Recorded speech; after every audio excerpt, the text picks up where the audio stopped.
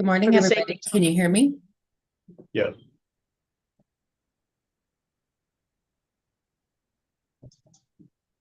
Well, guys, we have 5 total. Should we go ahead and start? Absolutely. Let's do it. Welcome today to the Mine Land Reclamation Board for January of 2026. This is a hybrid meeting. I am Jill Nilsson and serving as a chair today. Other board members that we have present now, please, let's go through roll call. Mr. Baker. Here. Mrs. Warren. Here. Mr. Oren. Here. And Ms. Stegelmeyer. Present. We expect others to join us and we'll acknowledge them when they do show up. So first bit of business is going through last month's minutes. Is there any review or comments on these from the board? I'd make a motion to approve the minutes. And I would second. All right, all in favor, say aye. Aye. Aye. Opposed? All right, the minutes have been approved. And there are no continuations or withdrawals this month. And so we'll give her Ms. Nelson. Ms. Nelson, I'm sorry. We did have one withdrawal. Yeah, there is a withdrawal. Oh, thank you. So enforcement hearing file number M 1985-082 has been withdrawn. Steve Baker. Do we approve that withdrawal? Any discussion around that? I move we approve it. I second. Right, all in favor? Aye. Aye. Opposed? All right, so that's approval of continuations and withdrawals. And say your name.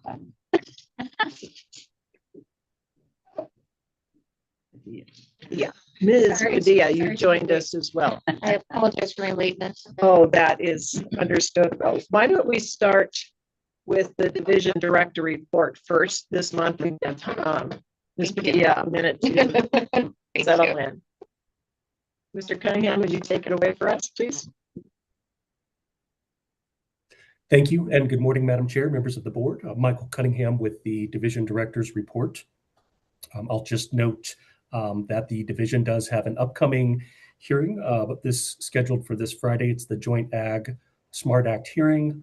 At these hearings, the departments and divisions present performance plans, regulatory and legislative agendas, and I just wanted to share with the board a few of the highlights and metrics specifically for the Division of Reclamation, Mining, and Safety for 2025.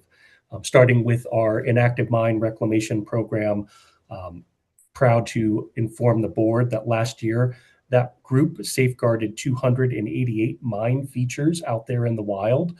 So these are features where we put closures on to prevent the public from, accidentally or sometimes intentionally wandering into these features. And through that, they injected $5.8 million into local economies through reclamation projects. In addition, the Inactive Mines Reclamation Program continues to focus their efforts and the funding that they are receiving through IIJA on the extinguishment of coal mine fires. Pleased to announce that last year, the Inactive Mine Reclamation Program successfully extinguished the Corley coal mine fire, which is located in Fremont County. That brings the total coal mine fires that have been extinguished to a total of 3, which is significant. When we talk about extinguishment of coal mine fires, we're always a little hesitant to say that these features are fully extinguished, as there can be the potential for them to reignite. But for these 3 examples, based on the nature of them and the way they were mitigated, we're fairly confident there's a low potential for reignition of these fires. Additional efforts have been made throughout the year on other coal mine fires in the state. In particular, the South Canyon coal mine fire outside of Glenwood Springs. We continue to work on that. That would be an example of a coal mine fire. The location, the nature of the deposit, the orientation of the seam make it incredibly difficult to extinguish. So efforts there are more mitigation on an annual basis. Moving on to some highlights for the coal program. We are sitting now at 4 actively producing sites in Colorado, down from 6 last year. So this kind of continues with the expected trend of the decline in coal mining in Colorado. We now have 19 sites that are in reclamation. We have 162,597 acres currently permitted, and last year we released 492 acres. 492 doesn't sound like a huge number, but it is significant in the coal realm because we have a 10-year liability on every one of these acres. So that was 10 years of hard work and monitoring to get those 400, almost 500 acres released. And the coal program currently holds $244 million in warranties for reclamation. I will note just on the side that even though we continue to see that declining trend, Blue Mountain Energy Incorporated Desiderato's mine has submitted an application to the BLM for an additional coal lease. The application process is in its preliminary stage and is currently under review by the BLM. Should that application be approved, the division anticipates a forthcoming revision to the Desiderato mine permit. That revision would serve to update the currently approved mining plan by incorporating the additional coal reserves. And then for the board's reference, the Desiderato mine is situated in Rio Blanco County and provides coal to the Bonanza power plant in Utah. So seeing just a little bit of movement there, and we'll continue to keep the board updated and apprised of what's happening on the coal front. Moving on to the active mines program, we currently sit at 1,280 permitted mine sites. Of those, 1,164 are construction materials, and 116 of those are hard rock sites. That equates to 124,436 permitted acres.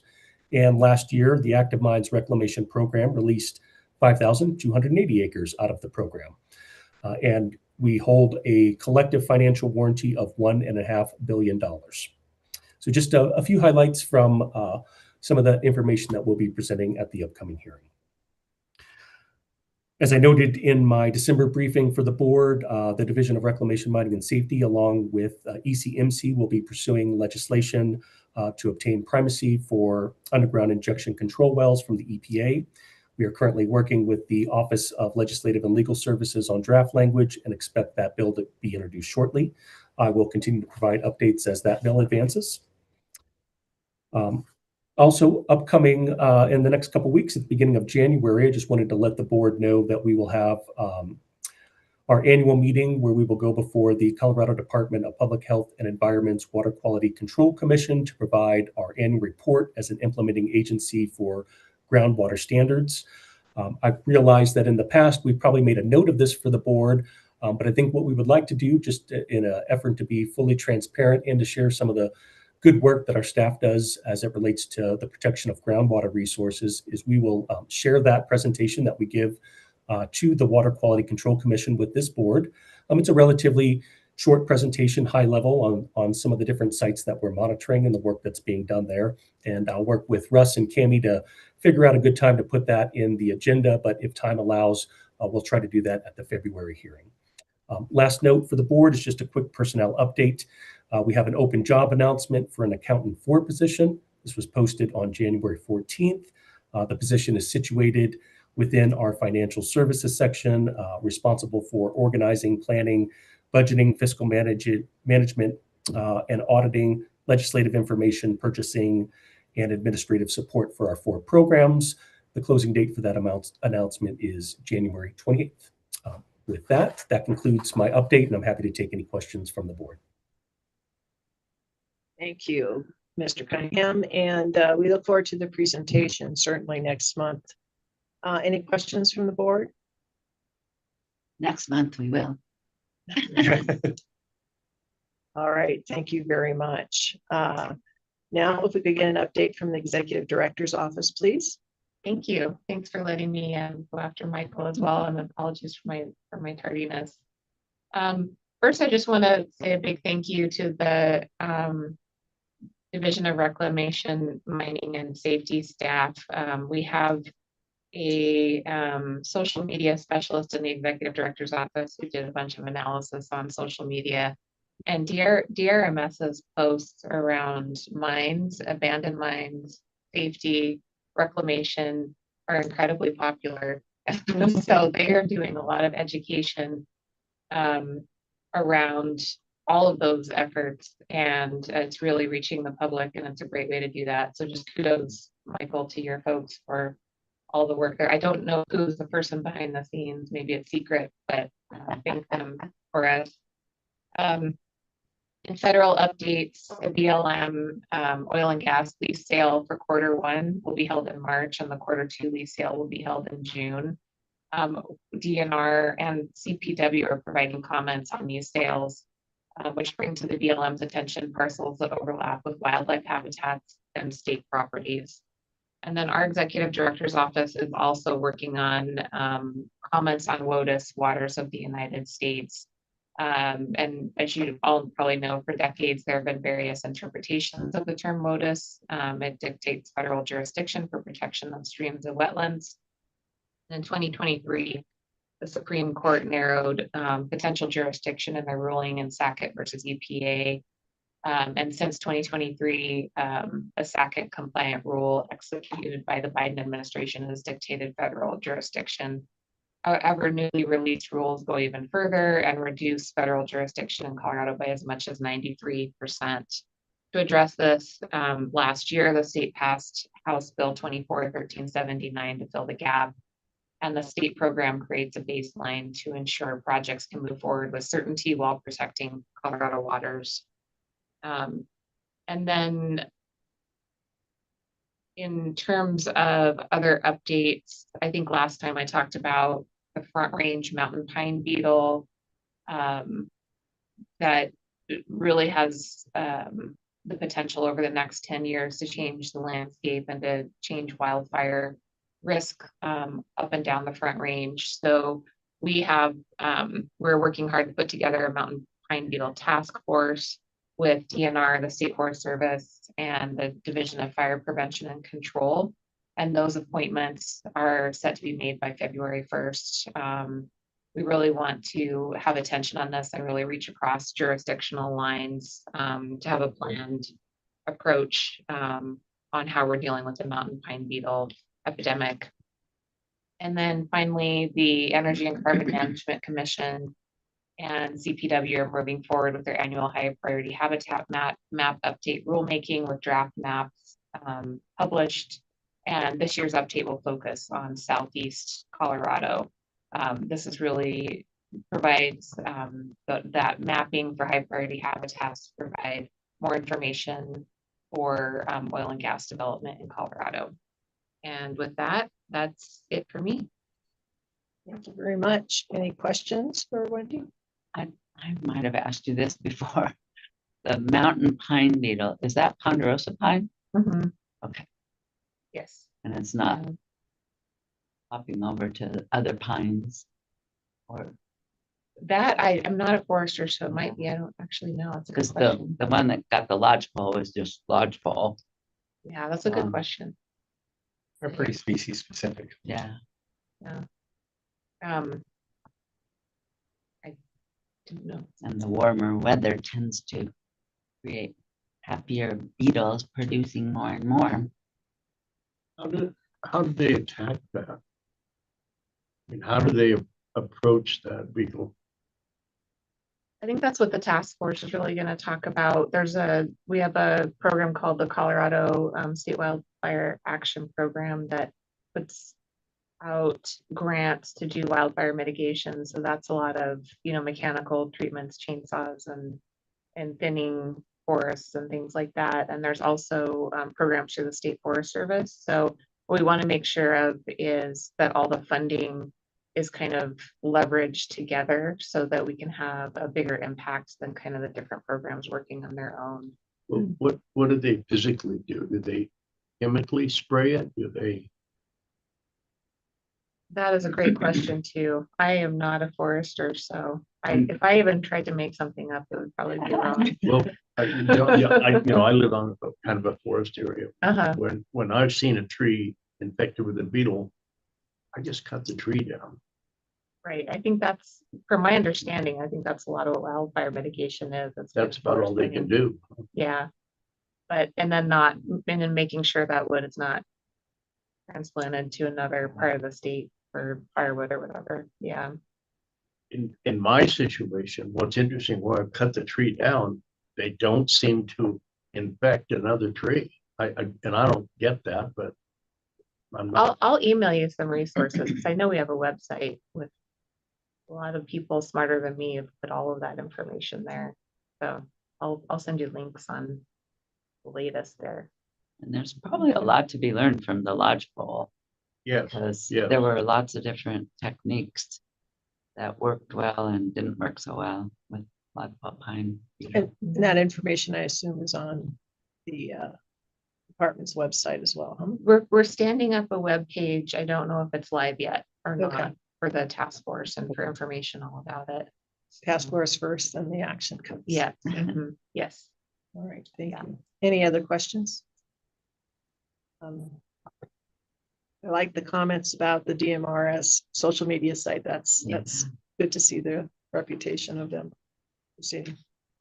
All right, moving on, there is no consent agenda, so we will move straight into the formal public hearing where we will consider new rules and amendments to the mineral rules and regulations of the Colorado Mine Reclamation Board for the extraction of construction materials. And I assume we have to bring people in? Yeah. So all of those, the department, we are working in 2 rooms here today because of technical opportunities. So will all of you who will be participating in this hearing raise your hand and swear to tell the truth? Yes. All right. Yes. And so we would like to turn this over to the department to take us through this and explain the process for those of us who've not enjoyed this before. Good morning, members of the board. This is Russ Means, the Minerals Program Director for the record. Today, we will be promulgating the rules for construction materials. Hang on just a minute, Russ. We are really breaking up. Okay. Is that better? Yes. Yes. Seems to be, yes. Okay. All right. So, okay. All right. So, today, as noticed in the monthly agenda, we'll be promulgating the construction materials rules 34, 32.5, 101 et al. As noted earlier, every rulemaking is slightly different. Today's format is going to be less formal. That is in part due to the large amount of time spent in the informal process. So today the division and the board did not receive any additional non-stakeholder written comments or requests to address the board on this matter. Our stakeholder, Colorado Stone, Sand and Gravel Association, is represented by Mr. Joel Bullock, who is on the line and stuff and present today. So we will first build a record and then proceed with the rule change review. We plan on doing a couple of rules and then taking a 10-minute break. We don't want to go too fast, but also we don't want to drag this on any longer than is necessary either. Madam Chair will keep us in check there and make sure and stuff that we're keeping pace. So staff has identified the changes we think that you will be want to review in more detail. However, this is your hearing. So if you have specific questions that we haven't identified, please ask them. Since this is informal, please feel free to interrupt at any time with questions or for any kind of clarifications and stuff as necessary. We have an addendum that you received this morning, and that has 5 minor changes in language. This language change is facilitated through our Hard Rock stakeholder process, which we had a special meeting with CMA and stuff yesterday. the primary reason for the addendum is, one of the main things we're trying to do is maintain consistency between both rules. And that, so what we're presenting to you today came out of that meeting yesterday. CSSGA was provided a copy late yesterday, and we will be asking Joel for his concurrence and stuff on that today. And our apologies to them and to you for the late additions, but this is part of the mechanics and stuff of trying to keep both sets of rules and stuff and that on the same track. So with that, we're going to dive in. After discussions and stuff prior to the meeting, we're going to pull up the red lines themselves. And then you have a hard copy of the PowerPoint. So I'll be running the PowerPoint, and Elliot's going to be bringing up the red lines. And so we'll, if you'll reference your PowerPoint hard copy and stuff there, we'll move through that. And Elliot will have the red lines and stuff up so that you can see those and stuff up on the screen and stuff with a better view. So with that, we're going to switch over here. And I'll start the PowerPoint presentation, and Elliot's going to bring up the red lines.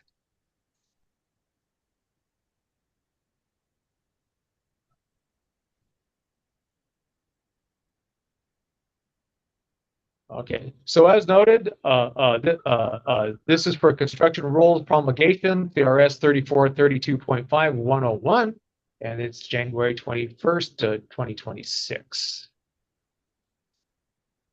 The promulgation of the revised construction material rules, DRMS staff is presenting to the Mineland Reclamation Board the revised construction material rules. The primary purpose for these revisions are outlined in the Statement of Basis and Purpose as published with the Colorado Secretary of State on November 10th, 2025. This includes, but is not limited to, implementations of changes set forth in Senate Bill 2025-54, modernization of DRMS and board regulatory authority, current DRMS procedures and regulatory. Russ? And hard. Yes. We are losing you again. We're losing the clarity of your voice. All right. We may have to switch to something else and stuff in that. Is that slightly better? That Better. is better. Yeah. Okay. I just move it as close to you. Yeah, we'll just do it this way and stuff and see what we can do there. So, okay. Sorry. So, so we're going to codify current DRMS procedures and regulatory practices, gain consistency between the rules for construction materials and hard rock where possible. And of course, we have editorial, formatting corrections, and clerical edits. The board is authorized to promulgate the rules under the following sections of the Colorado Mine Reclamation Act.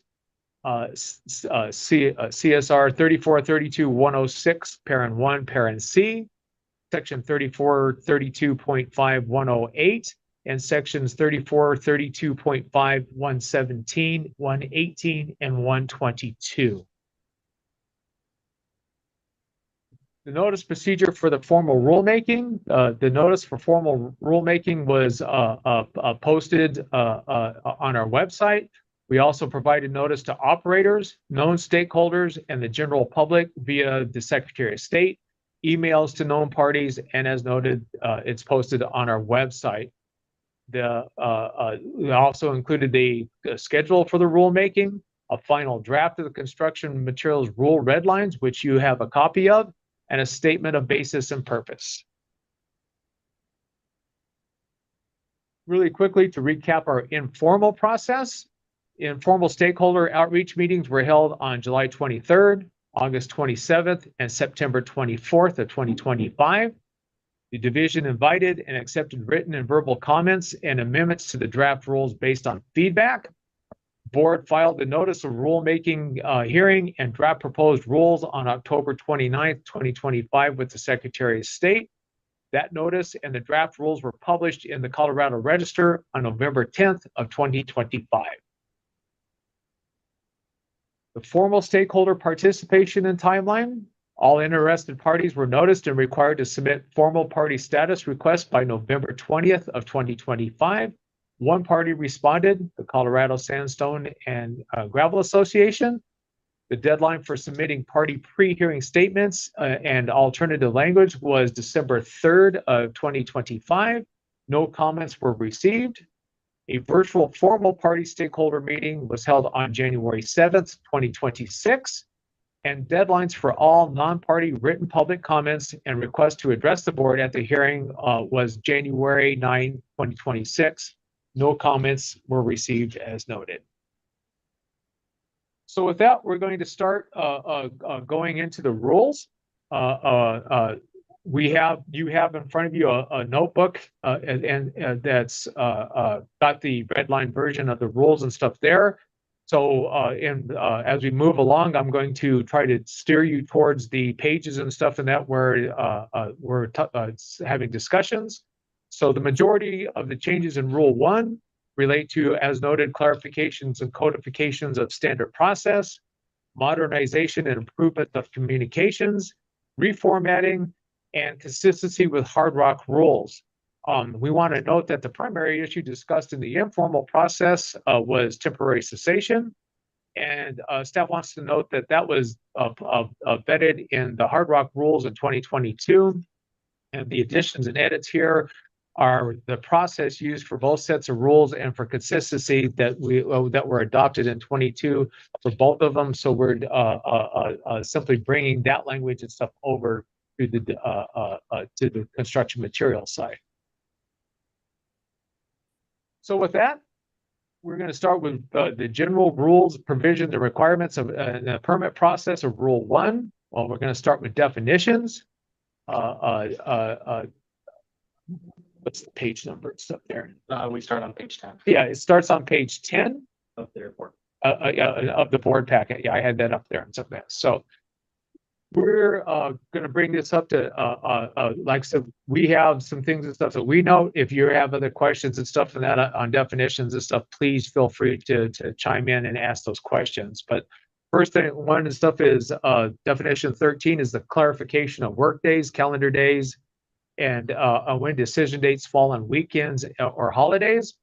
Over time and stuff, we've had issues with occasionally stuff in that with deadlines that fall on decision dates and stuff on weekends and stuff, which has created some confusion and stuff for applicants as well as staff. And then the definition of holidays and stuff and that we need to include what the division and stuff or what the governor was doing and stuff from time to time. He has been gracious and stuff with giving staff the holidays off, and that kind of throws some of our timelines and stuff out of whack. So we wanted to make sure that that was clarified there. So Russ, if you could maybe talk about the rationale between the deletions as well. You know, the certification by independent auditor and the county composite applications. Just real quickly, what's the rationale for deleting those definitions? okay, yeah, and you guys are breaking up on me and stuff too. Okay, okay on for number 11, the certification of an independent auditor.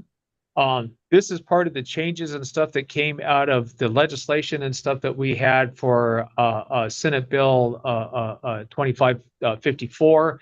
We got rid of self-insurance in construction materials in SB 181113.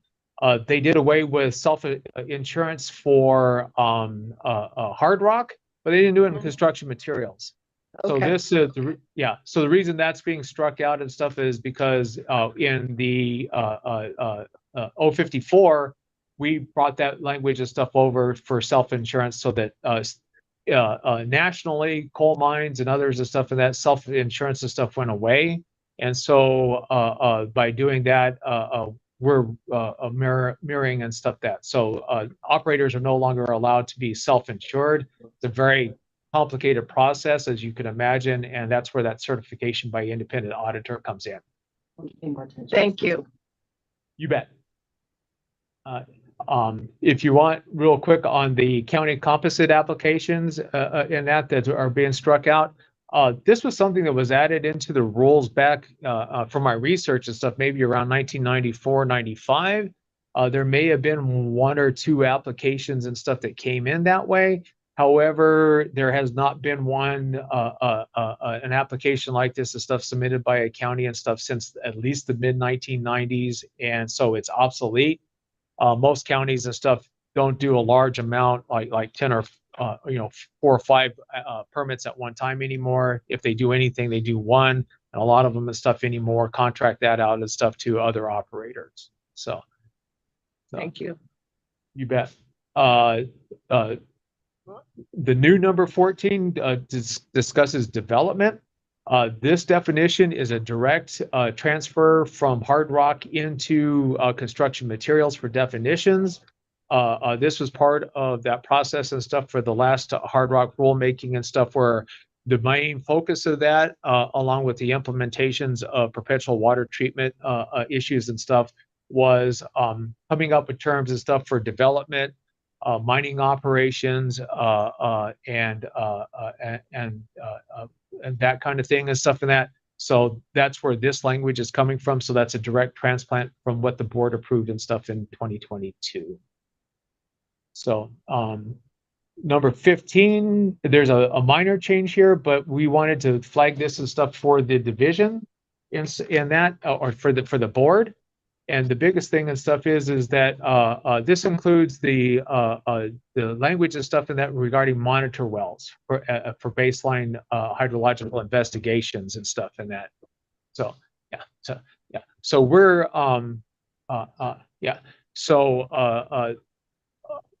under the normal process and stuff here, an applicant can come in and do an NOI, do the set up their monitor wells to gain their 5/4 of groundwater monitoring where it's required. They do it under an NOI, and then from there, once they have that, they can close them out. But in most cases and stuff, they leave them open and they incorporate them into a permit and stuff later on. But we wanted to make sure that that includes the stuff, the construction of monitor wells. And you'll see this exact same language and stuff in hard rock and stuff as well. So in that, but it's just a clarification point and stuff in that for applicants and for the division. Scammy was saying that you tend to break up. You're looking at the screen Oh. versus you're really clear if you're looking at your computer. Okay. All right. Well, we'll go. Okay. So, all right. All right. So we're going to move on now with the proposed change in definitions to parent 23. And this adds in some additional language and stuff for the treating rebar and metal, as well as coal and plastics as unacceptable inert materials. This is part of the addendum, and it's one of the first things and stuff that's up there. If you'll look at, is it, this is the first page, right? Yep. Yeah, and It carries over onto the second page. yeah, the first and second page of your addendum just has some language and stuff there. Elliot's got this up. There was just a little bit of discussion and stuff in that about what's protruding and rebar and everything else. But as the board is aware, we have had a couple of instances and stuff where we've had operators come in where they've used inappropriate backfill that's not permitted. And so we're just trying to make sure and stuff that language and stuff is very clear as to what is acceptable and what's not, as far as rebar and plastics and other things and stuff there. So Then this was our addendum, was the fix of that typo word. yeah, and we also where's that at? Just at the back end, we had gridding instead of grinding. Yeah, so this was the yeah. First. Right, and we had a typo and stuff there. And by the way, if you spot any typos, please bring them to our attention. We've started these so long and stuff, and that we're probably cross-eyed and stuff in that. So 30 is the update and stuff of a mining operation, and this reflects again the language and stuff of that's directly imported from hard rock. Madam Chair, did you have a question on that, or are we good on that one?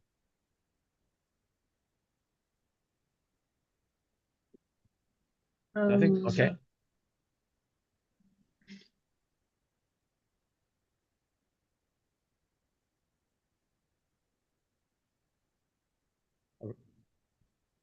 Are we good? I guess the question I have, just for curiosity, is, and not so much construction, it would fall more in the hard rock, but that the term does not include like a refining process, which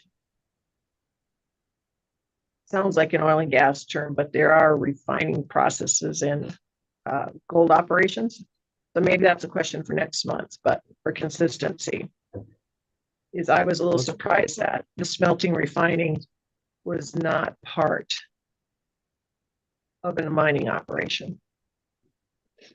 So in most of our work and permitting and stuff like that, that's in a different portion. Smelting and refining is in a different part of 34, isn't it? Well, Go ahead. it does include the term just processing generally. So it's kind of more of a broad term for processing and instead of more detailed refining or smelting. I don't know that we've ever had an issue with, processing not being kind of the larger catch-all for any kind of process occurring at site. Yeah. All right. I'm fine. I was just curious more than anything. We've got at the so it's the refining is a part of this offsite. So yeah, and I was going to say the last couple sentences of 30 there, it does have the term does not include.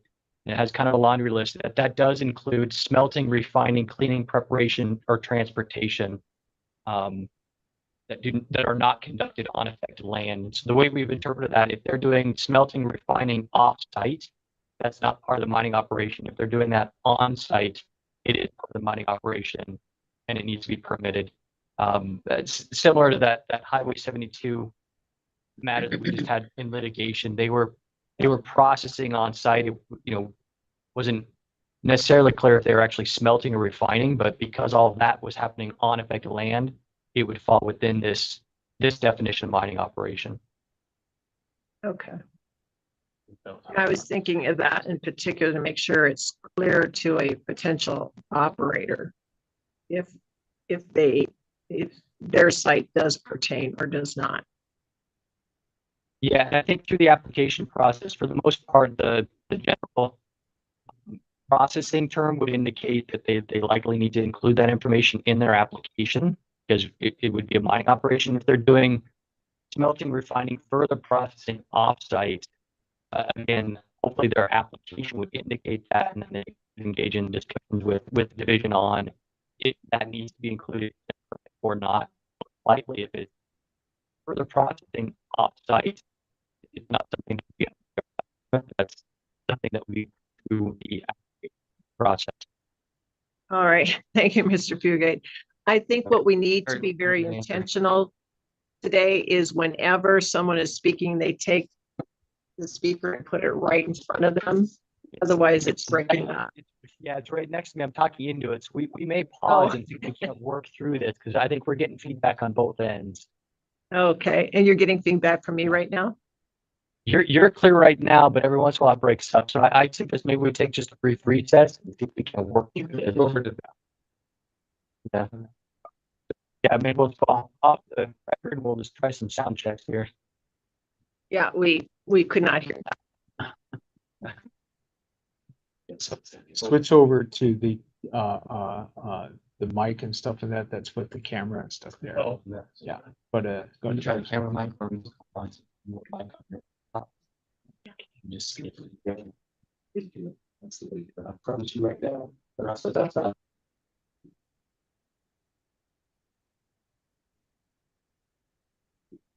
All right. Did anybody else have any questions on mining operation?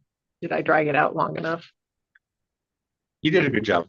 Processing. The question made sense to me. All right. So please continue. They're switching. Yeah, they're taking a recess to switch out something. I believe. Yeah, it's like-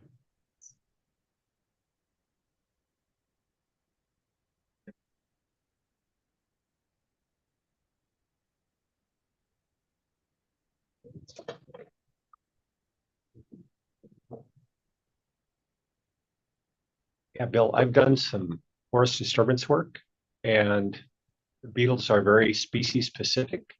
And if you cut a tree down and it's infected, and it hasn't, I mean, you may not see immediately effect, but it would be, I mean, the probability of that happening isn't real high. Okay. That it transfers. Well, no, the probability that transfers is very high because it's not just one target tree. It's a target by age class. And Well, the guy that I use for an arborist told me that we can spray. But he said fertilization, he said the best defense against beetles is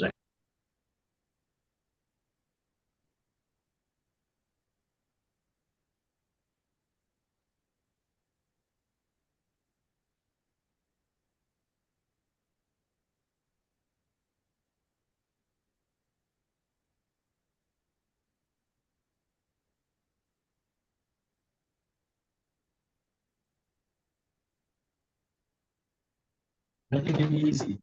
That's not easy. I think that's. Just use our laptop, like. Perfect.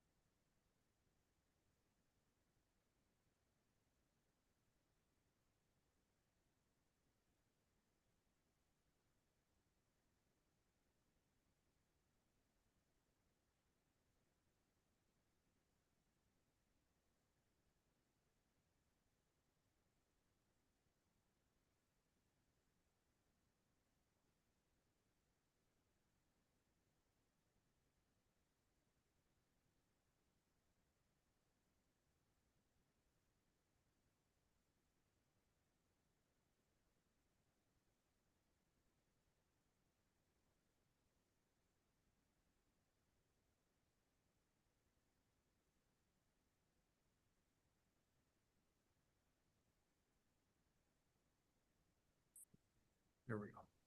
All right, I think I've got my mics turned on over here.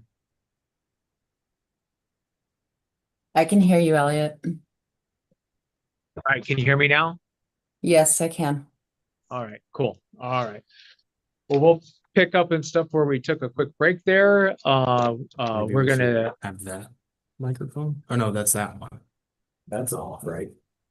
So this doesn't do anything now, and so we need to hear them from through the TV, but. Okay, I just want to do one more mic check. okay, I hear it through here. So the TV's not working?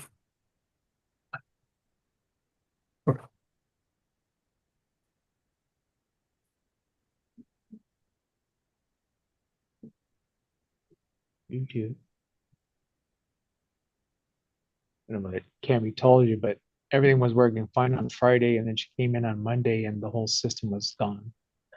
So yesterday we were scrolling around trying to figure things out and stuff so yeah. So, are you guys ready?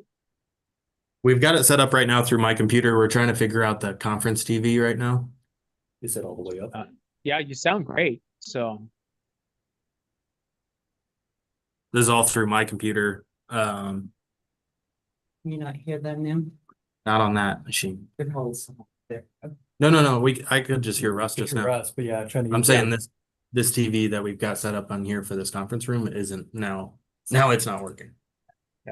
You probably have to go into your settings and stuff for your video and for your audio and switch it over to the cameras and stuff, because right now it's set up and stuff on your e-meet. Right. Scary that I'm giving them technical advice, man.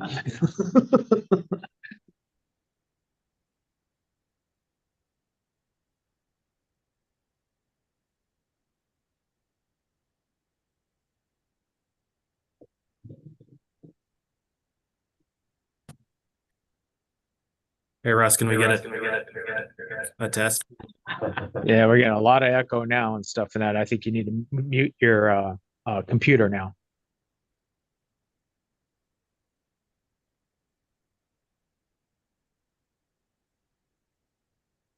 Is that better?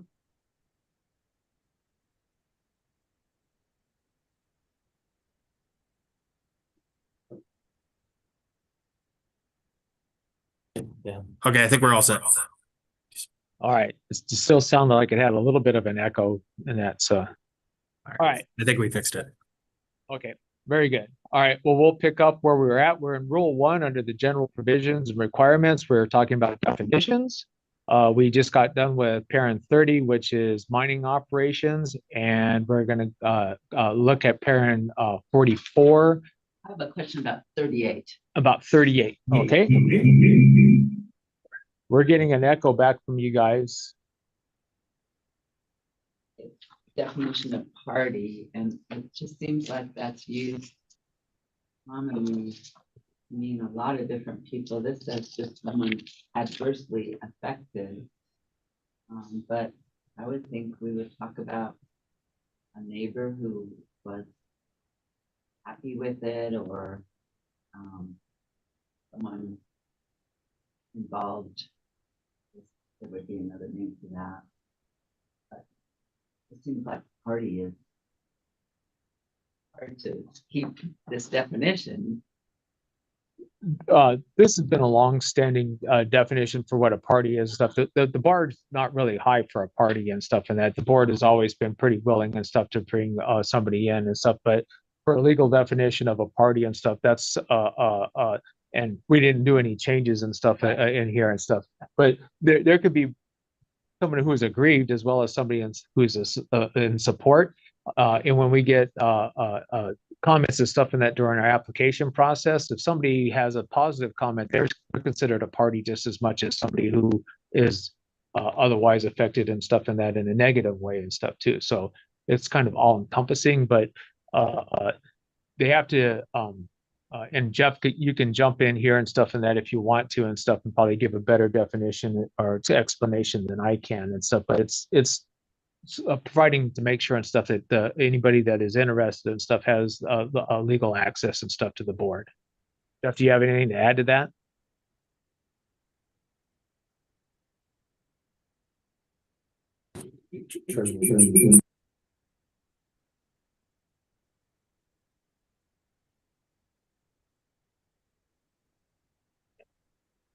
I think, yeah. All right, can you hear me okay? Yes. No echoes? No echoes, yeah. All right. Yeah, so the definition of party, parts of that are borrowed from the Administrative Procedures Act on what constitutes kind of a party to an adjudicatory matter. And so that's where the affected or aggrieved language comes from.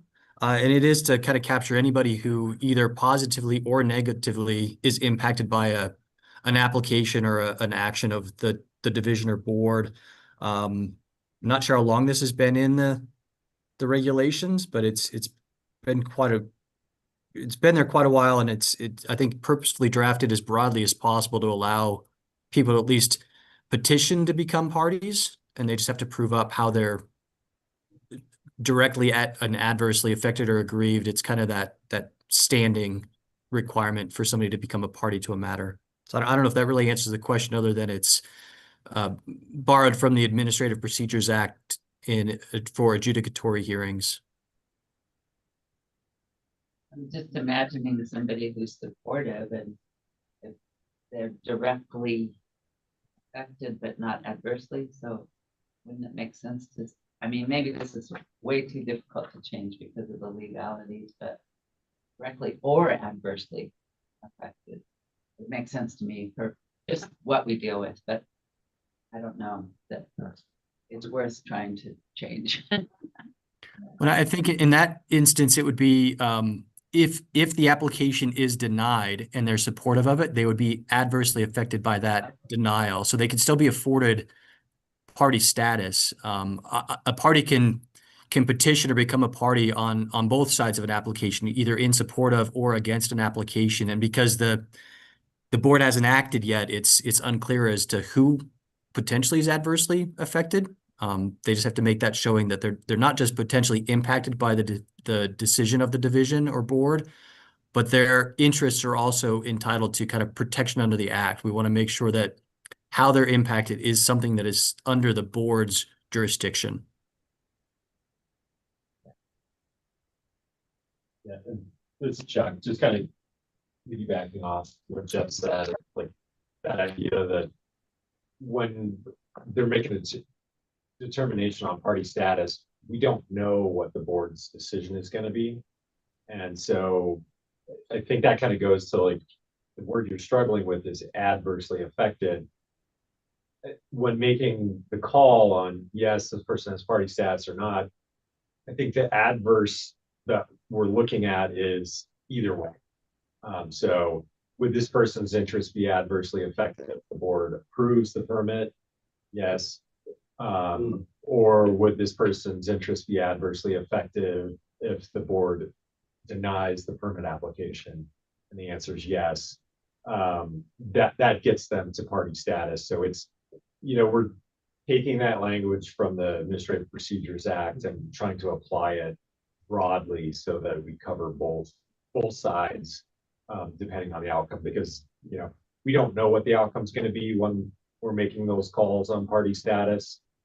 So we do try to paint with a broad brush, and I think that's why we haven't had problems with it in the past, is that it's, we are trying to look at it prospectively based on either way that the decision could go. Makes sense. Yeah, I mean, it's something that we use a lot. Yep. All right, thank you for the explanations. All right, very good. All right, that does it for the definitions part of this, unless you have any other questions and stuff regarding definitions and stuff. We'll go on to rule 1.6 actually, but I want to make sure that you're comfortable with everything else we've done in definitions. Well, why was 48 removed? Rolling stock. That's part of part of what we got rid of is some of the older obsolete financial warranties, and rolling stock was part of that definition and stuff for real property that could be used for a bond. And here again, and so doing research, since these were proposed, I think in like the 1990s, early 1990s, no one's ever used it. And so that's why we look in cleaning up our financial warranty types and stuff, we got rid of that rolling stock and stuff as part of that definition. So. And the same with 49, I trust as well. Correct. Yes. Any other questions on the definitions? All right, we are going to jump to page 24 in your packet, which is rule 1.6. This is the public notice procedures. We wanted to point out that we're making an addition and stuff to the state land board for the DRMS notifications. It's been a policy, but we wanted to put this after some conversations with state land board. We wanted to make sure and stuff that was clearly stated in the rules. State land board sometimes has some issues and stuff with split estates when it comes to mineral rights and other things. And so we want to make sure and stuff that the state land board has an opportunity to be notified so that they can take a look at anything that's within their jurisdiction and oversight. so that they can let us know if there's any issues and stuff with split estate. So we're not approving something that we're not aware of, those kind of issues and stuff there. So that was the addition and stuff there. We thought that was important to note for the board. Under 1.6.2 or 1B, the on-site notice sign improvements. And that it's also, we did some improvements there, as well as doing some clarity based on feedback from the board, as well as the general public. Some of these, this and stuff is language and stuff that we put into place and stuff with the Hard Rock rules. And we're just here again and stuff for consistency and stuff, making sure that these and stuff match up. So we're going to jump to page 28, and that we are under Rule 1.8.2. We're deleting technical revisions under applications. PRs, technical revisions aren't necessary because we deal with all of the issues and stuff in an application and stuff through the adequacy review process. So we have not done a technical revision and stuff on an application in a decade or more. It's more of a, we just do it through our adequacy review process. So having if something rises up to such a significance that there needs to be a change and stuff and that needs to be done, we just do it as an amendment to the application or an amendment to the amendment. We've done part of that and stuff is that if those changes are so significant, then we feel and stuff the public has a right and stuff to take another look at that and also comment on that. The technical revision aspects and stuff, we really do like I said, address that through our adequacy review. So we haven't had a TR and stuff in that in a long time. So we just didn't think it's necessary. So I'm trying to clean this up and streamline things a little bit. We are asking and stuff and that just to do away with that particular procedure. So technical amendments or technical revisions just fall under, it's a type of amendment. Yeah, we either do it through adequacy review because it's just the general stuff that we're working stuff on with an applicant and stuff to address the adequacies in the permit application, or we turn around and if it's raises up to that higher level and stuff and that, then we push it right into an amendment. So this is for applications only.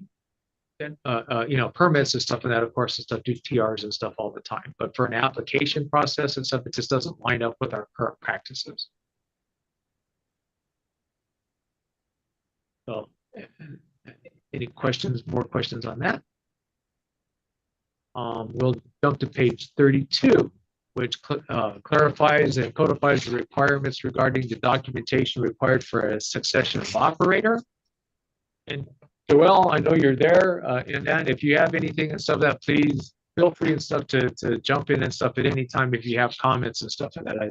I just want to make sure and stuff recognize that you're here. So, yes, thank you, Russ. You bet. Okay, so the SO process, the succession of operator. There are certain requirements and stuff that we have and stuff as far as what's required when it comes to notices as well as requirements and stuff in that for damage waiver agreements and so forth and so on. And so what we did and stuff there is we made us change and stuff there and stuff in that to make sure that some of the confusion we get W-9s. We need a new W-9 when we have a succession of operator, and it's something that comes up every single time. So we're putting it in a rule and stuff that everybody understands. These are the things and stuff that are required there and stuff like that. So it aligns up with our process and stuff there. So, starting on page 32 and actually going more into page 33 and stuff, we're talking about temporary cessation. As we noted and stuff, that was a conversation and stuff that we did have with CSSGA and operators and stuff with construction materials, because it was something that was, it's more used in hard rock and stuff than we do in construction materials. This codifies what the division has been doing and stuff since the TC rulemaking and stuff with hard rock. with its determination and promulgation and stuff there. So, and it outlines the stuff very well now, the process and stuff of going into TC as well as coming out of TC. So, again, and stuff, this is to make sure that everything and stuff is consistent and stuff across both sets of rules. So, you know, but we did have quite a bit of discussion and stuff with construction materials because they had not seen that. And there was concerns and stuff there, and I think we addressed them mostly in that. So, with that, 115, Rule 115, and annual report inclusions. This is all part of the same thing and stuff that codifies the DRMS processes, and I think that's on page 40. Let's see. Of that 38. Thank you very much. Yeah. So, and that, so this codifies the things and stuff that are in the annual reports. Part of this and stuff is making the consistency here and stuff for the reports, so that construction materials, when we're doing the e-permitting and everything else and stuff, the more we can have the same type of form, the better off we're all going to be.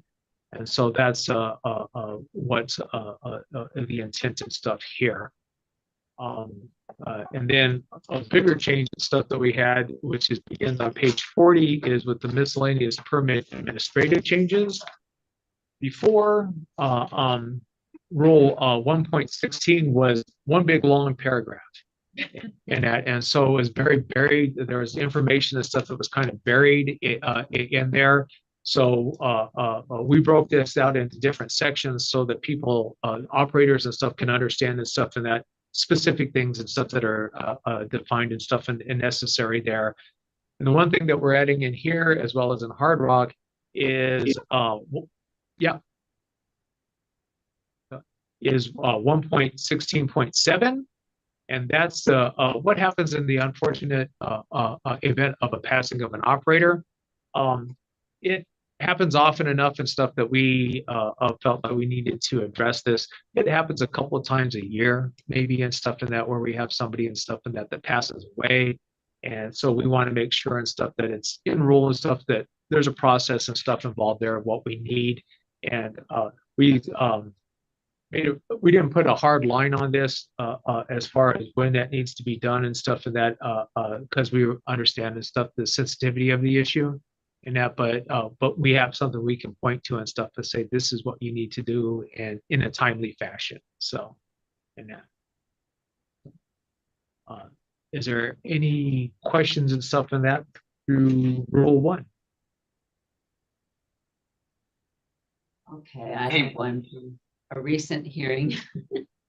The operator does not die, but is incapable of continuing on. Is there anything specific about that?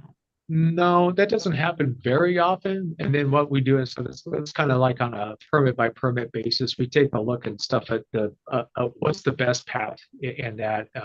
In that case and stuff, there was a voluntary revocation and stuff, and that we went through the process, the formal process of taking that permit and stuff back and stuff with their consent in that. So yeah. So.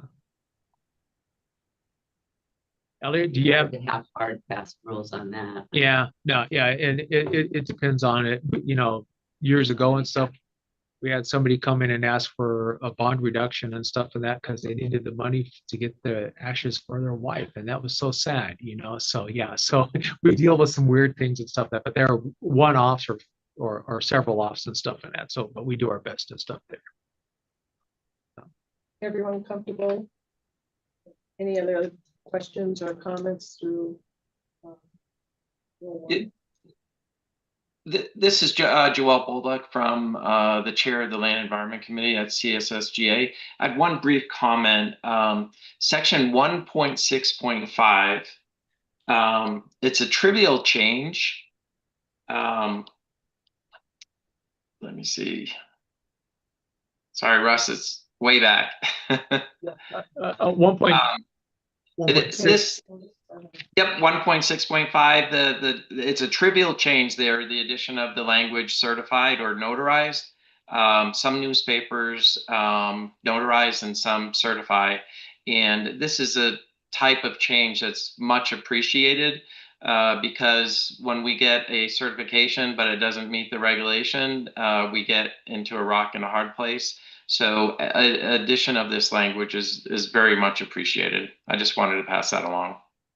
That's on page 27 of your packet, and that rule 1.65. And yeah, the whole reason we added in the or certified is because in today's environment, getting a notary and stuff and that can be quite difficult. And we have electronic signatures and other things and stuff now that are totally acceptable. So that's a modernization and stuff in that. So thanks for that, Joel, and stuff. I appreciate pointing that out.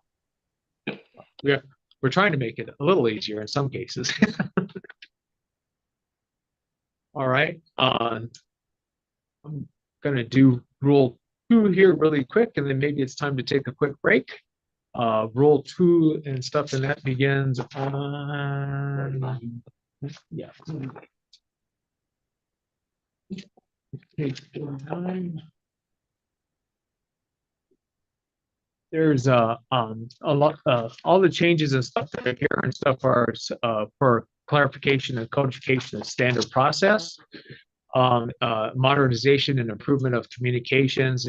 There's been some reformatting, and then it's just consistency and stuff with Hard Rock. I do not have anything in particular earmarked here like I said, it's pretty much just general stuff here. If you have any questions and stuff on that, however, and stuff, we'll be more than happy and stuff to address those.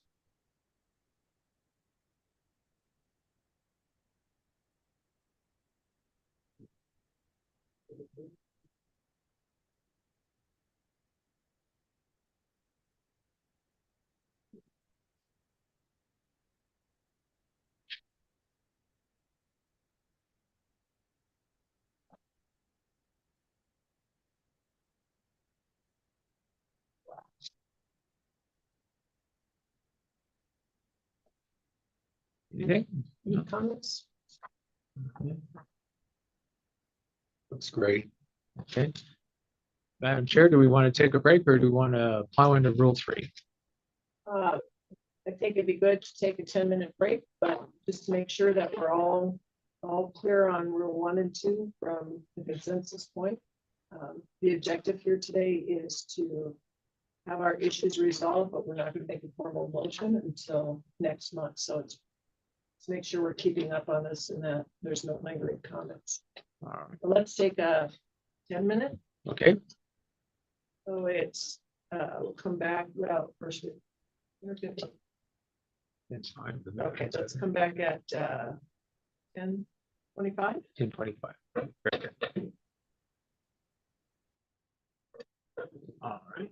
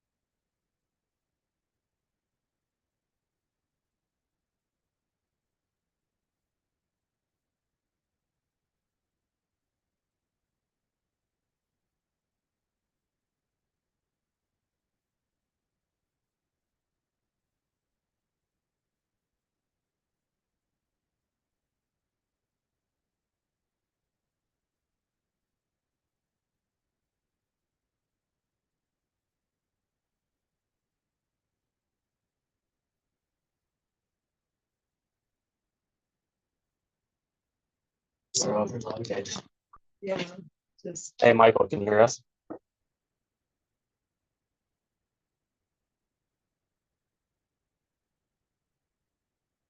We should just use a phone.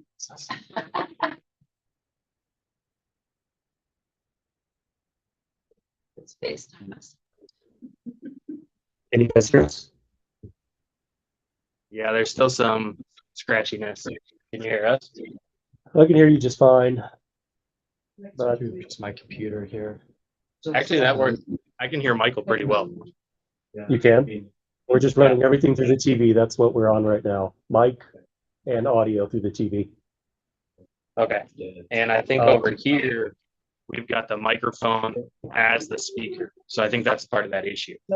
So maybe should we switch this room to TV audio with a microphone? In the next 5 minutes. Separate? It's better. But somebody said. I trust the model they're looking at for what that's worth.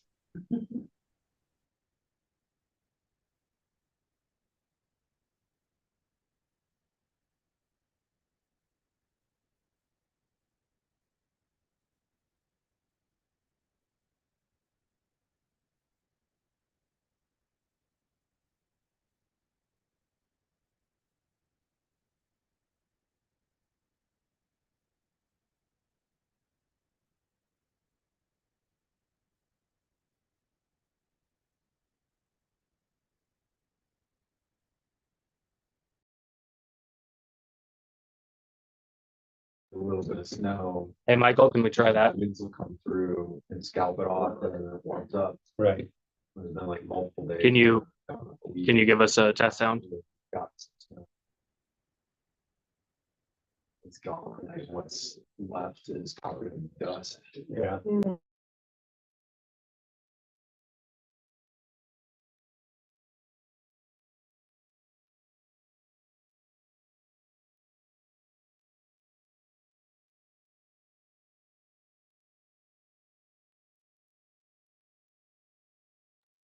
Hey, Michael, how about that? Can you hear us? And then what about on your end? Does your mic work?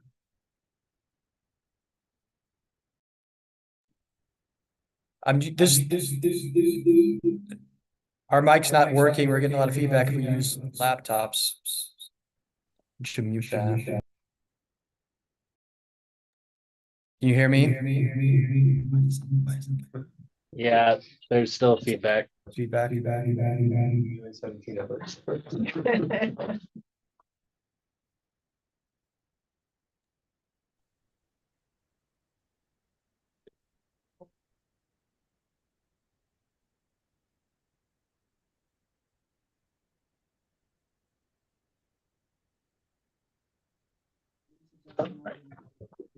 Is this working out for Yeah, everyone? it's fine. Or are we mainly focusing on paper?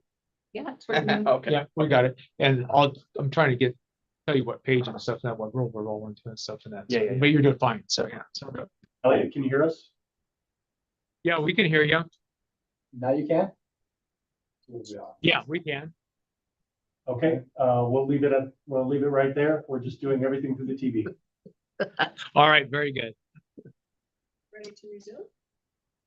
Are we recording? Cammie's ready to go, then we are.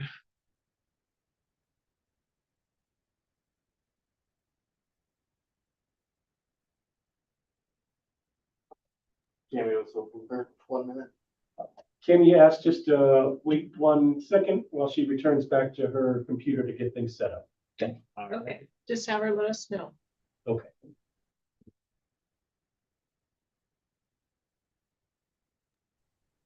All right, guys, are we ready to go back on? Yes, please. Okay, hold on just a second here. Thank you, Cammie. Joelle, are you back online? Yes, I am. We're All good. right, very good. All right, thank you. So, all right. I ended up with too much stuff here.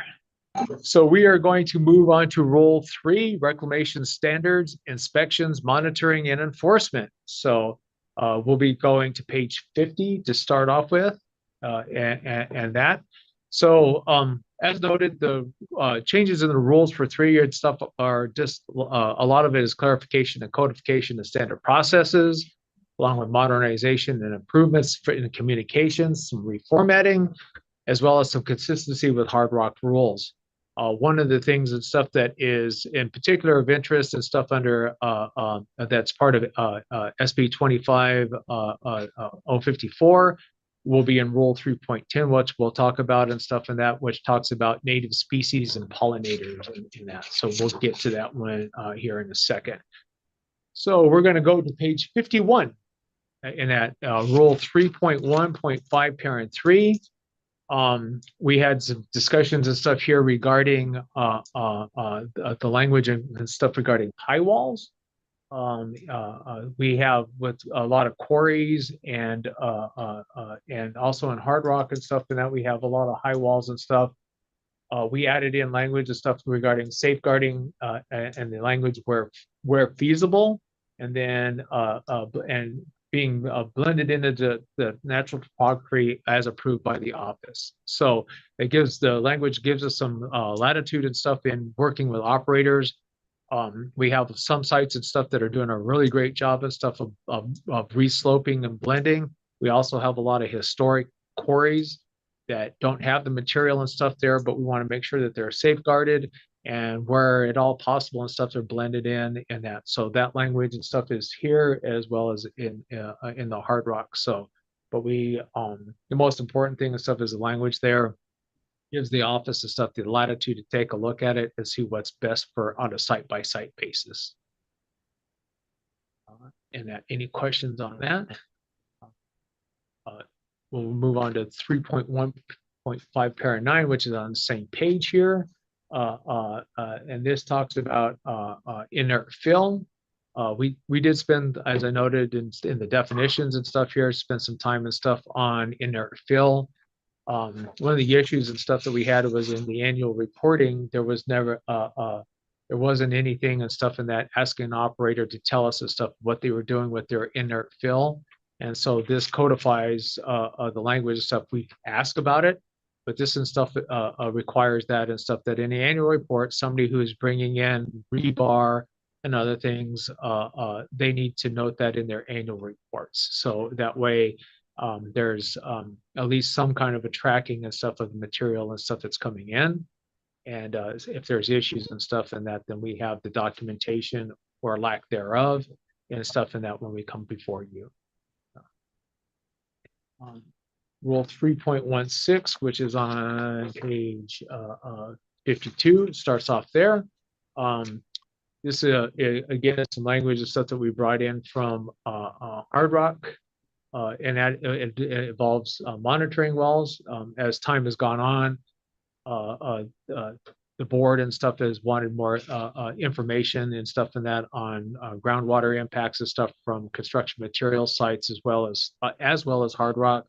So this kind of codifies our processes and stuff when it comes to the need for monitor wells and also addressing drill pits.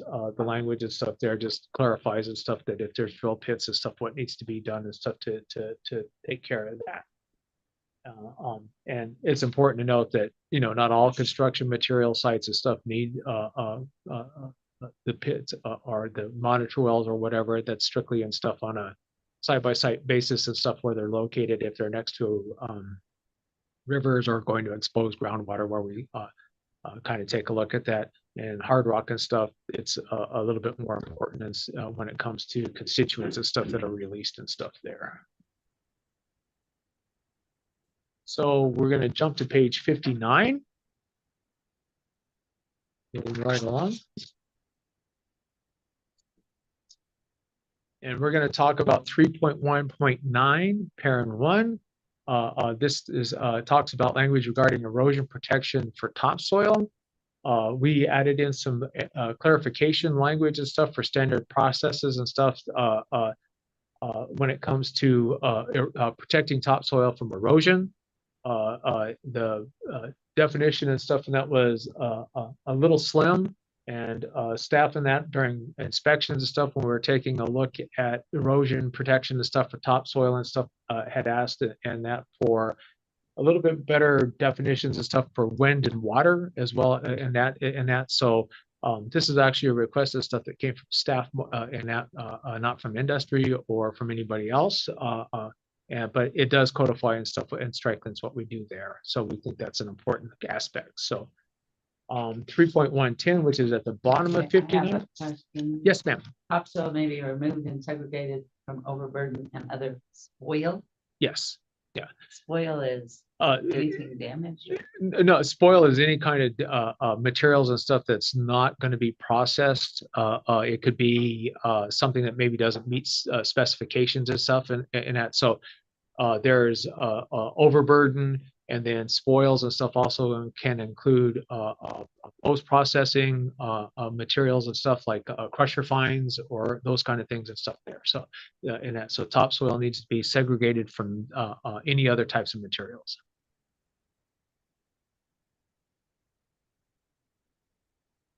Okay. All right. So language starts at 3.110 and stuff regarding revegetation.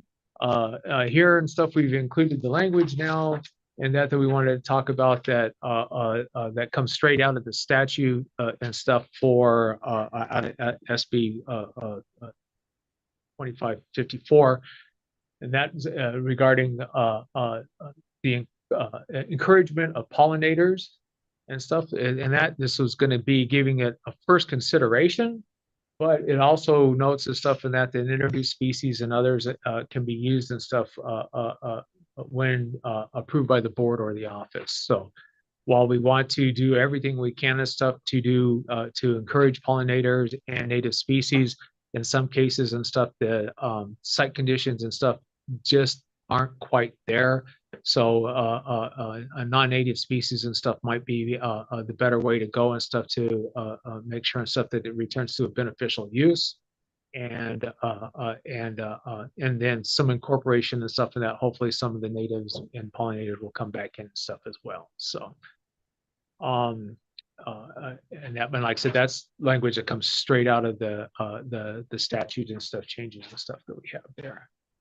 3.1.12, we added in a little bit of language here, and that as noted and stuff in that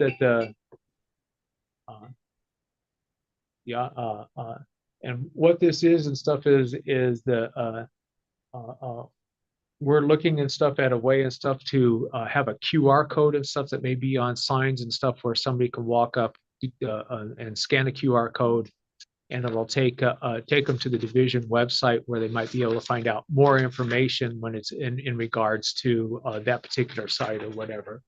So, but this gives us the language and the leeway and stuff, and that to help include that and stuff in there and stuff at a later date.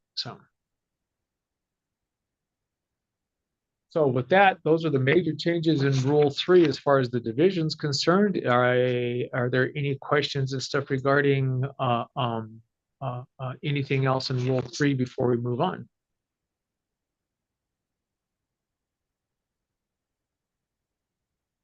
Everybody good? Everybody.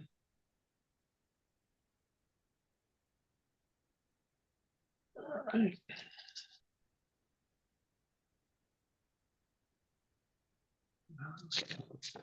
All right, we're going to move on to Rule 4, which actually starts on page 67, I think.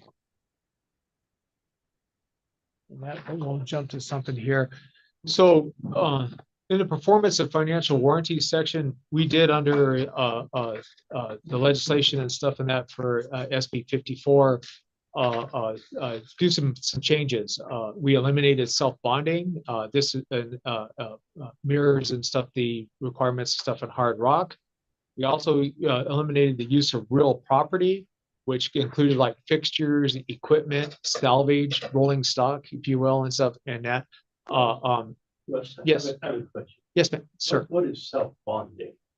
Self-bonding is it was a process and stuff where a operator could come in and say, we have all these assets and stuff and that, so we don't need to post a bond because we're so big and great. That basically is what it came down to. Mostly, so it's not a case of where an operator would come in and say the bond's $100,000, and rather than going through the bank, I'll just put $100,000 in a No. escrow account. Yeah, no, The self-bonding is an attempt by the operator to use his assets to cover, and that would be very difficult for the state to, to sell equipment and do things like that if it fell. correct. Yeah, and what this precipitated this is actually out of coal. I think it was Peabody and stuff in that. Maybe they filed bankruptcy. They were all self-bonded, and all of a sudden, all the states and stuff that had those liabilities had no way and stuff to go after bonding and stuff there. That all works its way out. In the history of DRMS, only one operator and stuff ever used self-bonding, and that was for oil shale and the Exxon. So Exxon was so big and everything else, but they were the only ones that ever did that, and they did it in the early 1990s. But by about the mid to late 1990s, they converted to a regular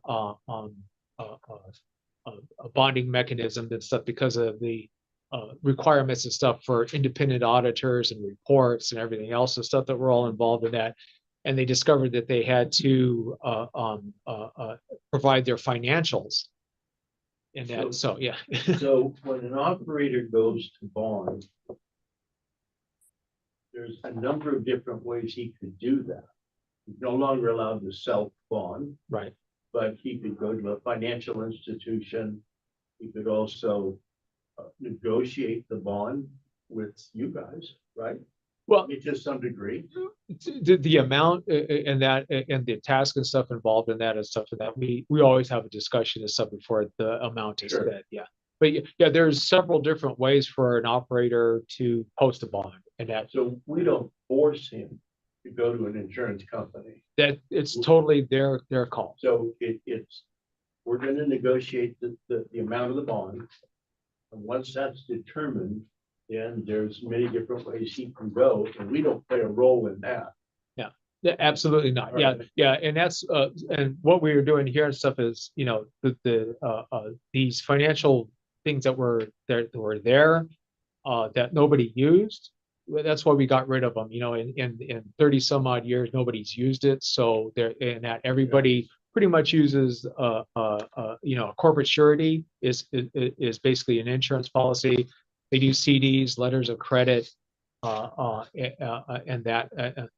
And cash and stuff. Cash is always good. So yeah. So but yeah. So they have those. Those are all the main types of bonding and stuff that are used and stuff today. I'm confused about some of the big operators. I thought they were what I might call self-insured, like Climax molybdenum. They're not self. Yeah. And what is that? We'll talk about that a little bit and actually and some of that, but there's still, we left in a provision and stuff in that for real estate. Oh, real estate. Okay, and that, which is different than real property. And that, so in that, and the reason we left it in there is specifically for companies and stuff like Climax, Freeport McMoran, and those. And because it's in hard rock, we wanted to make sure that it was still available in construction materials. But what it is and stuff in that is those are what we call mega bonds in our own little language and stuff there. And what we did is the language and stuff was pretty vague that anybody could come in and do that. We had little operators coming in and saying, hey, I want to do this. And it's like, you don't understand what it takes here. So in Senate Bill 54, what we did and stuff was we put a benchmark there that your bonding liabilities have to be a minimum of $30 million or more in order to be even considered for it.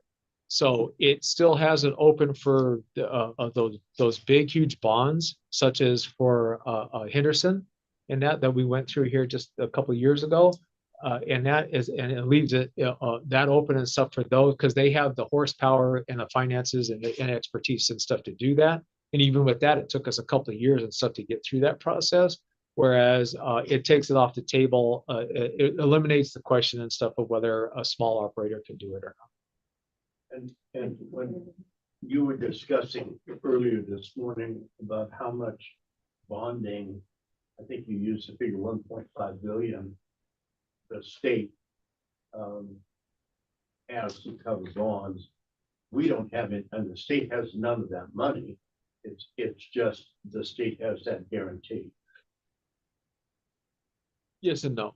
We do, Okay, so- that's the total sum of all of the financial So warranties we hold. there could be a case where, again, I'm just being hypothetical, but where an operator would come in and say, okay, you want $100,000 bond, I'll give you the $100,000, you put it in escrow. Yes. Okay. Yeah. And that would be, That's a cash bond. Yeah. That's a cash Yeah. bond. And there's no limit on a cash bond. Somebody could come in and put $1 million down and stuff in that, and we'd be happy, right? Yeah. And that. So, but yeah, there's the cash bonds and stuff are there, letters of credit, that's money they deposit with us, cash bonds, and then we put that into the state treasury. And then under state law, the interest on that is actually paid back to them annually until such time as stuff, if we revoke and forfeit the site, then that money becomes the state's, and then we get the interest and stuff on that until such time as we spend it. just my own curiosity, out of that 1.5 billion, how much is cash, ballpark? I can't tell you off the, Okay. I can look it up and stuff. No. We'll get, yeah, in that. So, but yeah, so. But like most, everybody that uses the financial warranty aspect and stuff, because it's like an insurance policy, so. Thank you for keeping the screen up on these issues as they're coming up. Okay, yeah, Elliot's on track. So, yeah, and the other thing is stuff, the process and stuff in that is the codification of what we do for quasi-government agencies. You just had one here not too long ago. What we do and stuff is we do a preliminary look at it and see if it qualifies or not. But it's always been our policy and stuff on those for the board to make that final call. And so in the rules and stuff in that, we're making it to that, quasi-government, they're not exempt from bonding unless otherwise approved by you. So you'll always have the final say on those and stuff, whether you feel that they need to have a bond or not. And we felt that was important. And that's our call. Yes, yeah. We can take a look at it and say, yeah, we think that they meet the definition of a quasi-government and that or they don't need a bond and stuff for that but we leave that up to Mr. Fugate and Mr. Schultz. They're the ones that stuff to take a look at those documentation and stuff that see exactly how they fit under those definitions and stuff, and that because we use other definitions and stuff there. But ultimately, it's your guys' call. So hypothetically, the county could come in, and say, okay, we're doing some road work, and so we need some, we need some hard rock, and there's a guy right here that will provide it for us. So we're going to contract with this guy, and that's the only thing he's going to do is just give us the hard rock. That would not require a bond, more than likely. It depends. The county in itself and stuff is explicitly called out and stuff for not requiring a bond. In that, if the county permits it, then there's not a bond required. But if they have a contractor and stuff, and that they would and that's supplying that they have to get a permit and post a bond. So there's a clear line and stuff there. That's a determination you make. Yeah, and then we have quasi-government, and that primarily seem to be water user associations and things like those kind of organizations. Let me go back to, and I don't mean to take up all this time, I'm sorry, but let me go back to if the county decides that they're going to do something, are we notified? Do they notify us? Oh, yeah. They have to get a permit. They just don't have to put up the bond. Okay, so the county, if the county contracted with a guy for a one-off job, the county would have to get a permit from us, and we would waive the bond because it's a simple deal. You're just going to. Yeah. The county is ultimately responsible. They have to do a performance bond, which says that that they have to abide by all of our rules and regulations. Yeah, in that. So, and ultimately it's their responsibility because they are the permittee. Okay. And then the last bullet I have here before we dive into the real specifics and stuff here, we are removing the requirement that 5% be retained for administrative cost. The language and stuff, that way it was set up originally is that 5% and stuff went into a special account and that for administrative fees. Current processes and stuff with accounting, it goes into this account and it's really hard for our inactive mines program and stuff to access that. Most of the time, it's only a couple of $1,000, but Schwartzwalder brought this into focus and stuff for us, where we ended up with over it was around $375,000 and stuff like that went into this other account instead of being in the general reclamation account and stuff. So by removing we're not losing any money. We're just saying that all the bond goes into one account instead of this 5% going into this other account that makes it more difficult. So it's an administrative kind of a fix and stuff there. So with that, we're going to get a little specific and stuff now, beginning on page 70 in rule 4.2.23 and stuff in that. We talked about quasi-government agencies and stuff here, so I think we're probably pretty good there. We eliminated 4.37, 39, 310, 311, and 411. These are types of warranties that, as I noted, is stuff that were removed from the with Senate Bill 54. They're obsolete, and none of them were used as far back as 1994. So that's just kind of cleaning up and simplifying and stuff, some of our financial warranty stuff. So, in that, so, and an important thing there, and again, and stuff we talked about that is 4.91 parent one, and that that's the language and stuff that keeps the option of land and water rights available for mega bonds and companies that have the ability to navigate that. Difficult and expensive process, but it does put a minimum threshold and stuff there in place and stuff, so that it eliminates the questions or from those that don't really qualify for or can't really do that. I have a typo right below there. Oh. Submit current information of current appraised value of such is marked out. The property, I think such should be marked out, but not of. It should say value of the property. Of is marked out. Okay. So of should stay in there. Okay, on my copy is so 75% of the appraised value of the property. It's on that, right? Oh, A. oh, an A Right below it. right below it. Yeah. Okay, gotcha. Okay. Right below that, Ellie, you see that? Yeah, right in there. And instead of such being marked out, it should be just such marked out. Of needs to stay in there. Gotcha. Good catch. Good catch. Okay, Russ, that's it. We're not improving. Yeah, yeah, right. Hey, Russ, Yes, I'm kind of, are we talking about this edit right here? yes, we are. Yep. So this edit, this red line, this of such was deleted, this matches the language in the statute. And so that is why that little, red line made it into regs as well. So then it talks about the current appraised value. Oh, I see. Yeah. And Should be striked. Yeah, of should remain. yeah, yeah. Got it. So that should remain. Yeah, there you go. Yep. You got it. What is that? Yeah.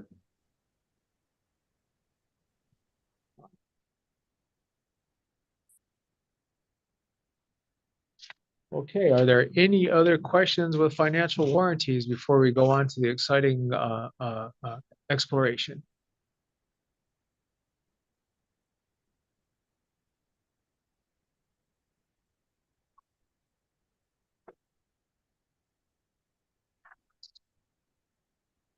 No? All right, well, we will turn to exploration starts on page 85. most of the changes and stuff in Rule 5 are general changes that are already noted elsewhere. The overall objection in Rule 5 revisions were for consistency with Hard Rock and highlighting accepted processes for applications and modifications. It also addresses monitor well establishment and closure, which we have discussed and stuff a little bit here. So the one important thing and stuff to note here is it does not lift the confidentiality for exploration. That's a difference of stuff between Hard Rock and construction materials. For construction materials exploration, as opposed to Hard Rock prospecting, exploration is still considered confidential, and that's in statute. So back in 2008, when we went through a process and stuff for uranium mining in particular, part of the rule change and stuff for Hard Rock and stuff back in 2008 was lifting the veil of confidentiality for most information regarding that process and stuff there. So we have to be very careful. We don't get a lot of exploration projects and stuff that come in and stuff for construction materials, but when they do and stuff, we got to flag it right away and stuff as confidential. So, but I wanted to point that out to the board and stuff and make sure and stuff that stakeholders knew and stuff, and that statute, we can't change that unless the legislature does that. So we're going to, on page 85, we have language and stuff in 5.1.1, parent 1, 2, and 3, that's imported directly from Hard Rock for consistency. This discusses modifications, and that this language and stuff was not originally part of the construction materials. This simply don't deal with them that often, so it wasn't a subject, but part of our consistency project and stuff here was to bring that forward and stuff. So on page 88, if you'll turn to that, we added in language regarding mud pits, and again, this codifies and stuff what staff does and stuff when it comes to drill pits. It also part of our codification and stuff, and that also lines up and stuff with our federal agencies and stuff that we work with and stuff when it comes to requirements and stuff for protection and stuff when it comes to mud pits.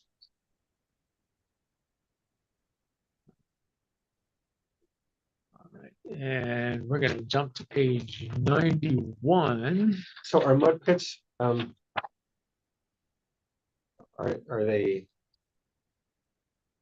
frequently used in construction materials? Not usually in that, but like I said, it's for consistency, but because mostly in stuff, construction materials and stuff, and that is more alluvial kind of stuff and that, so they don't really do that. But we do have some core drilling projects and stuff for quarries and other things and stuff where that comes into play. Just curious, thank you. Yep, you bet. All right, and 4.1.1 and stuff in that we just added some as part of the process and stuff there, and simplifies and reduces some confusion that we've had and stuff for operators. And then beginning on page 91 under 5.4.4, this is language and stuff that we're doing in both Hard Rock and construction materials regarding monitoring wells. The language and stuff in Rule 5 and stuff really wasn't clear on establishing monitor wells and stuff in that prior to projects and stuff. So this and stuff is incorporated in there, and as noted in that, it puts in the language and stuff that these monitor wells can be established under an NOI and then incorporated into the permit and stuff at a later date.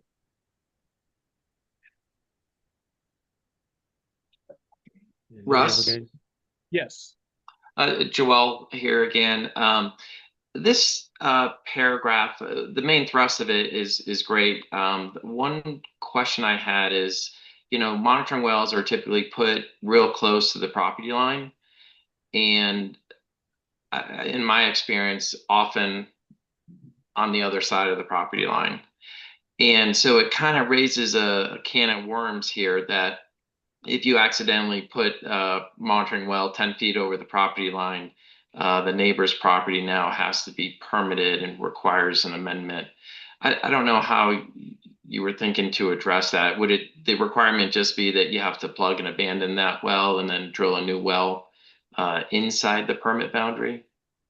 Yeah, we start talking about affected lands, and that makes it really difficult. And that, hopefully and stuff during the NOI process, it's and that we catch those and I get it that they are very points of compliance as well as monitor wells and stuff, and that are fairly close to stuff to the property line, but. It's going to be incumbent upon when we're establishing those wells and stuff and that to make sure that they don't, because otherwise you're correct and stuff. The process and stuff is that has to be incorporated in, because that's affecting lands outside of your permitted boundary, if you will, and that. So our intent here and stuff is to be able to establish those wells and then bring them into the permit one way or the other. And so hopefully we catch that and if we have that unfortunate situation and stuff like that, then we need to address that and correct that. Okay. Yeah. So I know it's not the answer you want to hear, but but that's No. that's the process. It's a very No, it's understandable. It's just it requires basically usually a survey unless there's a fence line, but a lot of fence lines are not in the right location either. So yeah. We have uncovered those and stumbled across them and stuff too, so we understand and stuff. And that. So but yeah, so and it might be part of that due diligence and stuff and the start of our project and stuff and that to get that surveyed in and stuff to ensure and stuff that we're abiding by all that the act and the rules. Okay. All right. Thank you. All right. On page 93, 5.7. One of the things and stuff that we're doing and stuff is the annual, on 92, we're talking about the annual reporting and stuff and that. So we're just making sure that that's codified with Hard Rock. And then on 5.7, the drill hole abandonment reports, we moved that. It was back and stuff at a different point, but we actually annual reports was at the very end, and we moved that up and stuff to 5.6. 5.7 is the drill point, the abandonment reports. And this also ties back into if somebody's going to be doing anything and stuff in that's going to be a monitor well or something like that, they can leave that open, but also the requirements and stuff of what's going to have to happen and stuff for those final abandonment reports.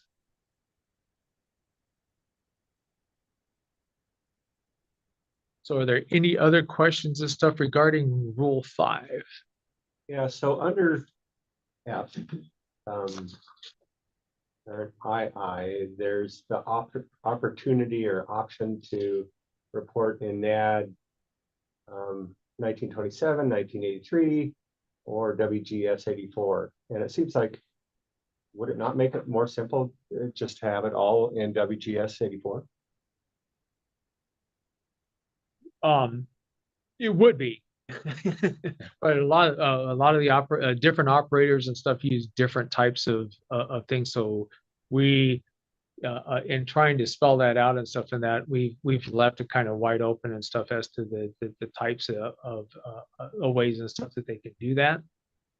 And that yeah, the 84 and stuff of that is pretty much the standard, and that so we don't see that much and stuff of the other stuff anymore, but it's still part of the general language and stuff that's there. So and it's like using meets and bounds, we hardly ever use that anymore, but it's still in there because we do have operators and stuff that come in and do that. But yeah, and that may be something that the next go around and stuff that we dial that in even tighter and stuff there. So Is it offset a little bit by the preceding paragraph and having, I guess, what was sort of. Yeah, a little bit. yeah.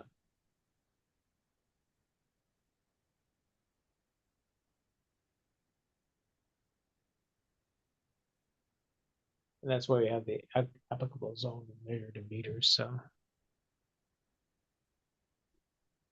if you're, if you want to, I mean, it's certainly up to you and stuff that if you want to dial that in and stuff that just to use 84, we'd have to take a look at that and see what we have and stuff in our applications and stuff there. I mean, we're going to be doing some major changes and stuff there too, but like I said, we're just trying to keep it opened up but it is getting out to be obsolete. The NAD of 1927 does seem like it should be obsolete. Yeah, as well as basically 83 too. I mean, WGS 84 is so standardized these days that I mean, you have to work to go to NAT 27, and you know it's Okay.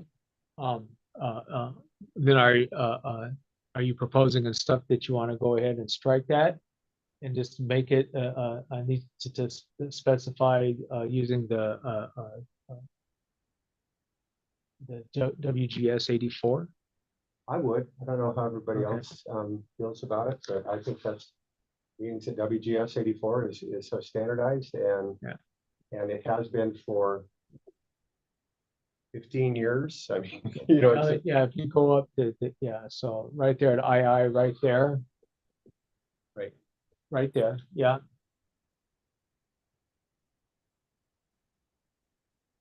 We just want to specify the use of WGS 84.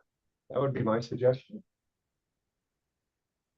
Okay, It does seem to make sense to okay. update what we can. Yes, I absolutely agree in that. Joelle, do you have any issues and stuff with the proposed change? No. Okay, yeah, we're keeping WGS 84, Elliot, and you struck that out, so.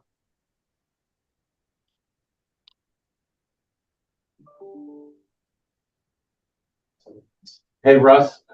Yeah. And the board, do we want to just specify that the Explorer needs to identify the datum and applicable zones? So in case we get a new datum that rolls out any day now, that our rules are not obsolete again. So instead of specifying WGS 84 or these older ones, you know, maybe we'll get something in 2026. Maybe we just say specify the datum and applicable zone for whatever coordinate system they're using. I think it's good to be specific. And I think utilizing WGS 84, since it is kind of the current standard. And then in the future, if another datum becomes the standard, I mean, because back 20 years ago or 25 years ago, an AD 27 was certainly the standard. And it's likely to change, but I think having it be specific would be good. Okay. Would be my suggestion. Is there any other standard data standard in the works No, to update WGS? not that I'm Not that I'm aware of. not that I'm aware of right now. All right. So let's, yeah, keep the WGS 84 at that. And do they need to make a motion on that, or right now we're just doing it as okay? So, all right. And then we'll need to make a note and stuff of that change and stuff for the Hard Rock and stuff as well.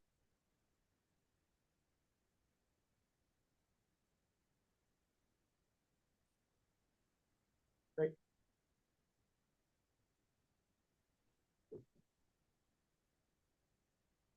Is everybody happy with the language that's up there right now? Just specifies For UTM Explorer.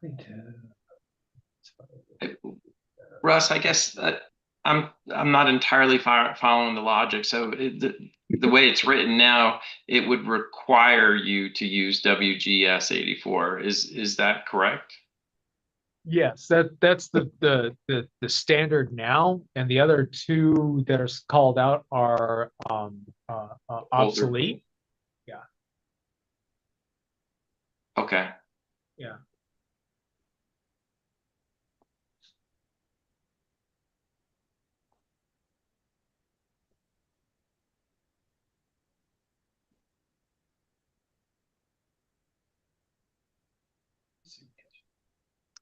This is Michael Cunningham.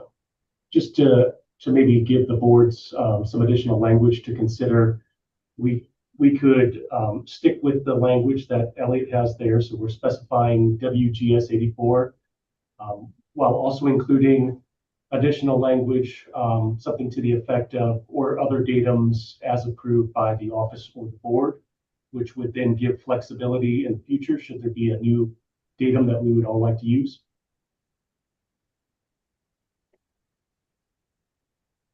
I'm a standards guy, so I mean, it's just, I would rather have it be specific, and then if they wanted to make a request, I guess. But I mean, all the, you know, I don't know where this could possibly all be used, but I mean, it's just like with maps today.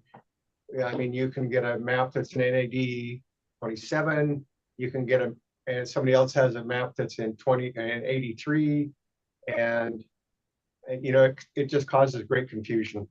So I think standardizing it to just WGS 84, and then down the line, if it changes, we change it.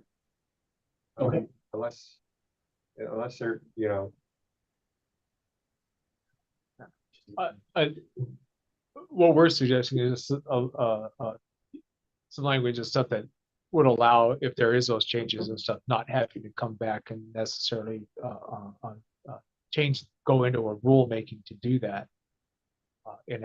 Just giving some flexibility by approval by the office or the board. So if somebody were to come in with something that's outside of 84, but it's newer or something and stuff like that, then we could accept that, or the board could accept that. Yeah, as long as there's a approval clause in there. Yeah. Or other data as required by the board or office. Other newer data. Other newer datum. Yeah, because they could go right back to NAD 27 because that's what. Yeah. It's Elliot, WGS 84 or other newer datum as approved by the board. The thing I do like about being specific here for the operators is probably one of the most frequent things we see is going outside of boundaries unintentionally. Yes. And just even the monitoring well scenario we were just talking about before that, if a little bit more attention is paid up front, perhaps, and a little bit more, that we could avoid some of those issues coming before the office. Okay, right. All right. And do you want to put in other newer datum as approved by the board than newer, or do you want to leave it as is? How do you want to do that? I think it needs to say newer. Newer, okay. Because I mean, the difference between NAD 27 and WGS 84 is big. Yeah. And so it's. Yeah. So Elliot, right between other and datum, put newer. See what we've got there.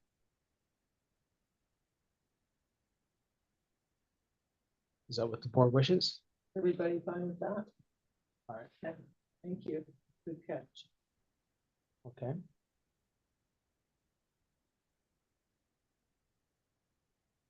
All right. Yeah, and we'll have to make that notation and stuff and make that change and stuff in Hard Rock so it's reflected there and stuff as well. So. Okay. All right.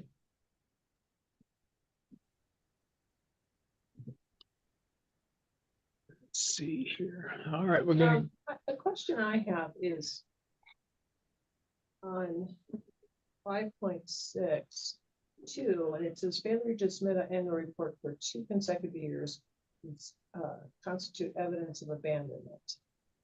But annual reports, 4 says must submit an annual fee.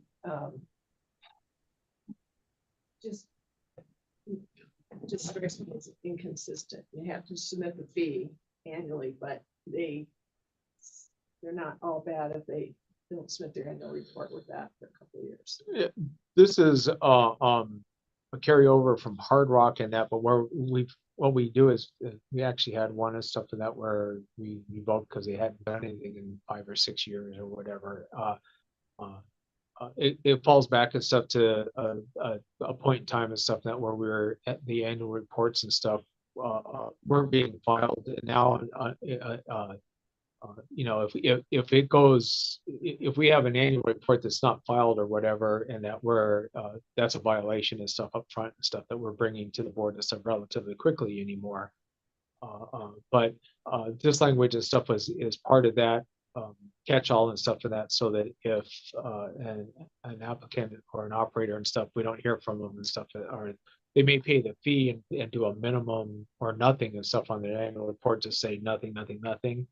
This is where that annual report comes in and stuff, and that where we can take a look at the report and say you reported no activity or whatever, and that so and That's what triggers abandonment. yeah, and that so that's like, so that's carryover from Hard Rock, and we don't see that much in very rarely in some construction materials and stuff. Most of those projects and stuff there and stuff are pretty quick in that. So, but yeah, so. Thank you. Okay. All right. So we are going to move on to Rule 6. Is everybody doing okay? I mean, mind numbing as it is. All right. Rule 6 begins here on page 96. So, Can I ask for clarification? yes, sir. So when back here, we were talking about in 5.6.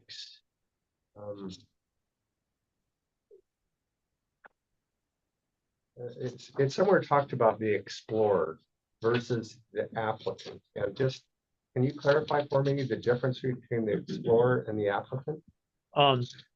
Well, the applicant is they become an explorer once the NOI is approved and stuff in that. So Okay. so that's the differentiation and stuff there. Okay. An applicant is prior to approval, and then the explorer and stuff is, and that's the same thing and stuff with Hard Rock. Is it's an applicant, and then it'll note and stuff that the prospector. Yeah, so once why they're they approved. Yeah. Why they use different, maybe just to differentiate between construction materials and Hard Rock, they explorers or prospectors and stuff, but it's all the same activity. It's just a different vernacular. Okay, cool. Okay, Rule 6 in that one of the quirks and stuff in the rules for decades, even when I was especially scratch my head and stuff here, is that the exhibits for 110 applications sometimes were way more specific than some of the exhibits for 112s. And that, so the smaller ones were required to give more information than the big ones. So, so a lot of the changes and stuff that we have involved in Rule 6, while it looks substantive, what we're doing and stuff in that is we're making sure that the exhibits and stuff in that for a 110 and a 112 are kind of standardized. This again goes back to our e-permitting process and stuff, where if we have an application and stuff that's has similar requirements and stuff, we're not trying to catch all the little nuances and stuff that are there. It also helps consultants and operators and stuff, and that it's consistent. You don't have to flip back and forth and that too much and stuff, and that between the two different sets of rules. 6.3 is for on 110s and 6.4 is for 112. So so what we're over time, what we've always done is referred to the more stringent requirements and stuff in either one. You know, we ask the same questions, but where one is specifically spelled it out, and the other one it was kind of vague, but we'd still ask the same questions. So this is one of our biggest lifts and stuff, if you will, and stuff of codifying our processes, but also and stuff and simplifying and stuff the exhibits and stuff for both sets of permits. So we'll talk about that, and then we also looked at where there was some duplication and stuff that occurred. So we wanted to reduce some of the redundancy and stuff that was required in some of those exhibits. So we'll start on page 99 in that. This is the exhibits for 110, 6.3. In particular and stuff, we're going to talk to about 6.3.3.1 parent P. This is where we are going to get into your addendum. If you'll take a look, Elliot, is this the language and stuff in that we have and stuff that we agreed with CMA and stuff on yesterday? Yes, that's correct, Russ. The what's up on the image as well as in the addendum handout packets, it shows just some last final little tweaks that our formal stakeholder in Hard Rock had. So we're just reflecting kind of that agreed upon compromise language now, which is slightly differs slightly from what was noticed on the red line originally. Right, okay, and so so under exhibit L and P actually and stuff in that, the mining plan, it asks applicants stuff to provide details about storage of petroleum products. So, and part of this and stuff has impacts and stuff in that when we're taking a look at it for bonding, as well as the impacts of the hydrological balance. So in discussions with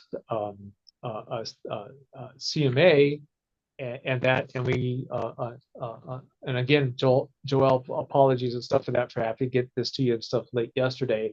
There were some discussions and stuff about the difference of stuff between an operator and an applicant. And that, so, you know, most applicants are not going to have a SPCC, a spill plan, and that, whereas most operators are required to have one on site. So we worked on the language and stuff here. We didn't want, the industry was concerned about having to, every time they change their SPCC, of sitting in a technical revision and doing things on that nature and stuff with the division. And we understood and stuff that was a burden in that. So with this, if they have an SPCC, they have to have it on site and stuff like that for our inspectors and stuff to take a look at it. And so that fulfills that requirement and stuff of having it there. For an applicant, they have to give us all the information and stuff in that, because that's bonding implications and stuff there. And if an operator doesn't have an SPC, then they have to specify what measures are going to be taken and stuff in that to minimize disturbances and stuff in that for spills and for storage and stuff there. So, like I said, it's a tweak in that, but Joel and stuff like that. This is what I sent you and stuff yesterday.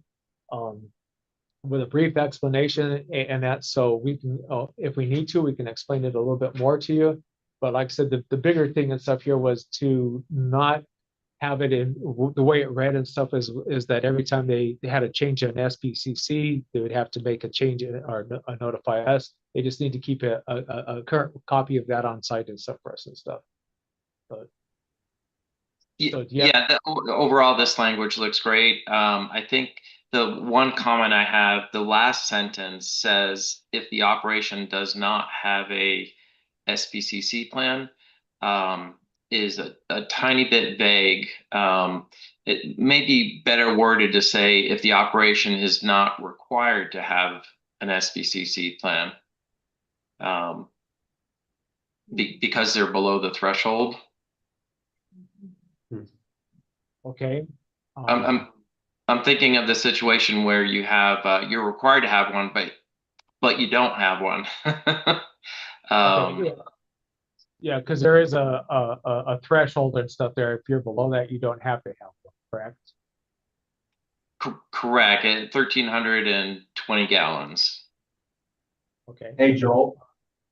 Elliot here with the division. So I think working with CMA on this language, I think that was also brought up that the language as drafted covers that situation where operations that don't meet the threshold, but then also if this is a DRMS mining application for a brand new site, you might not have the SPCC yet anyways.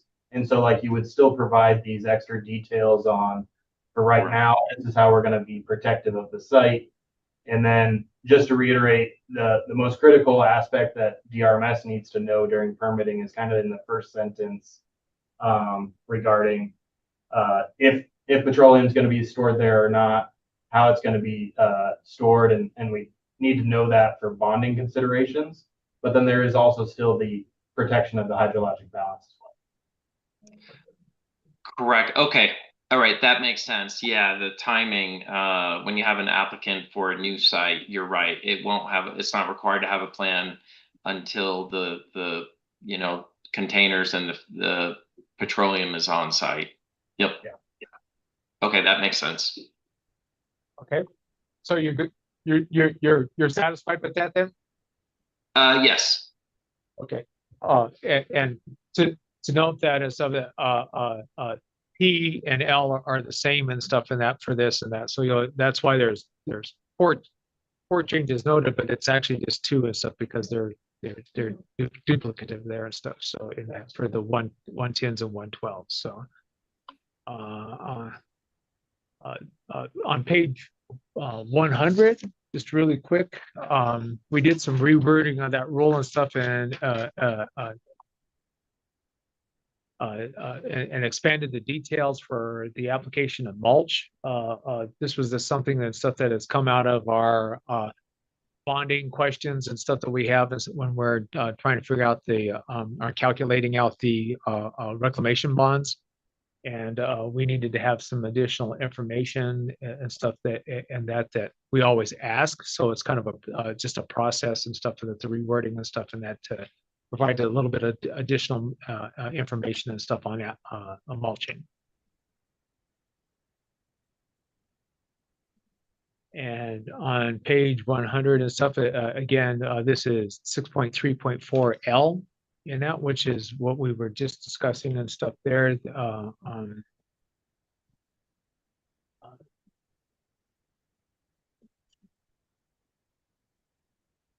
Last year. 6.3.4 LD. 1D, I'm sorry. In that, so yeah, in that, so this is where we had some discussions with the Hard Rock folks, and there's some situations and stuff in that where they have the potential stuff for ponds or lakes that being formed and stuff as part of their wildlife habitat. And so the discussions and stuff there is what we were going to be doing and stuff there. So we came up with this language and stuff that's slightly different. What we did and stuff is we always have had if something's going to be steeper or whatever, then we have engineers and stuff to take a look at that for stability and stuff of that. So we put in there and stuff unless otherwise approved by the board. And then the language and stuff that we also added in is where ponds are proposed as wildlife. In that case and stuff and that, then the Colorado Parks and Wildlife must be consulted. So in general, as part of these processes, when we have wildlife as a habitat, we ask applicants and stuff and that if they've consulted with the CPW. And but this kind of spells it out as stuff that if they have irregular shape and stuff, ponds and lakes and stuff and that they need to talk to CPW and stuff and that to help facilitate what can be done and what cannot be done. And the most important thing and stuff is that you have the opportunity and stuff there and stuff to take a look at those plans and stuff and make sure that they conform and stuff to our requirements and reclamation and stuff too. Joelle, are you okay with that language? Lost it. Nope. Sorry. Having a hard time with the mute button. Yes, everything's fine. Okay, great. Thank you, sir. All right. And then on page 101, if you look at 6.3.4, parent 2, parent 6, the cost estimating, we changed the language and stuff there to reflect what really is occurring actually and stuff. When you do a bond calculation in our system, if you really added up all of the indirect costs and stuff, it was more around 21%. And it wasn't the 18.5 that was specifically called out in the regulations at that time. So, in conversations and stuff with operators and that, we came up with this language and stuff that kind of gives a range and stuff as opposed to a fixed number. That way, because there are some cases where 18.5 is fine, and then there's other places and stuff in that where it's more reflective of 20.5% actually. So that's part of the standard contingency costs and stuff that we have in there. So, and then we also put in the language and stuff there based on site-specific conditions, and with good cause, that percentage may be adjusted above the rate identified. In some of our mega bonds, you can imagine this stuff where we have millions and millions of dollars and hundreds of tasks. That oversight and indirect costs and stuff of that are directly affected by that. So we wanted to have that language in there that we're trying to stick to the number we have. We have that flexibility and stuff if we need to and stuff to increase that and stuff for some site-specific sites.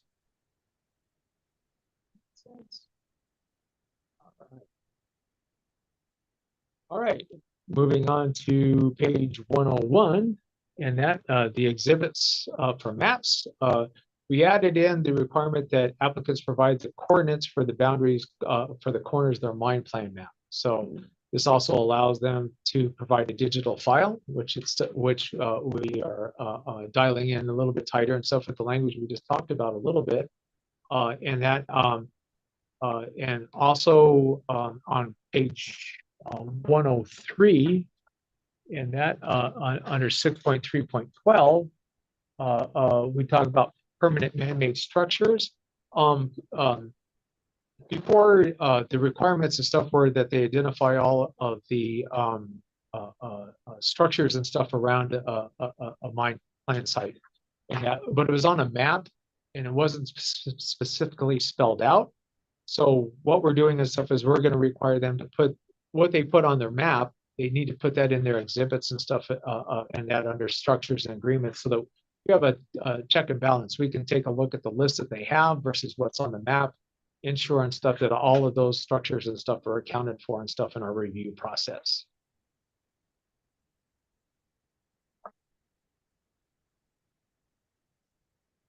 All right, and we're going to jump to page 104.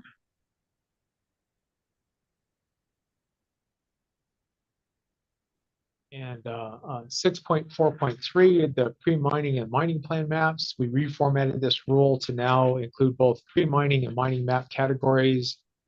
As previous requirements reflected just pre-mining details only, and had references within Exhibit D, the mine plan, to provide some details on the maps. So so it makes more sense that we're clarifying this stuff, what these maps and stuff are supposed to provide.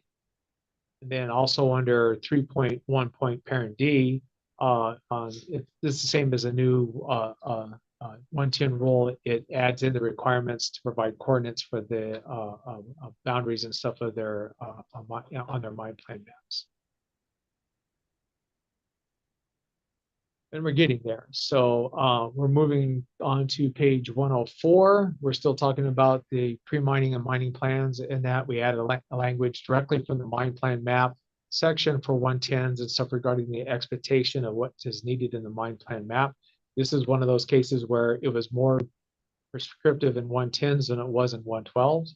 So this is part of our consistency.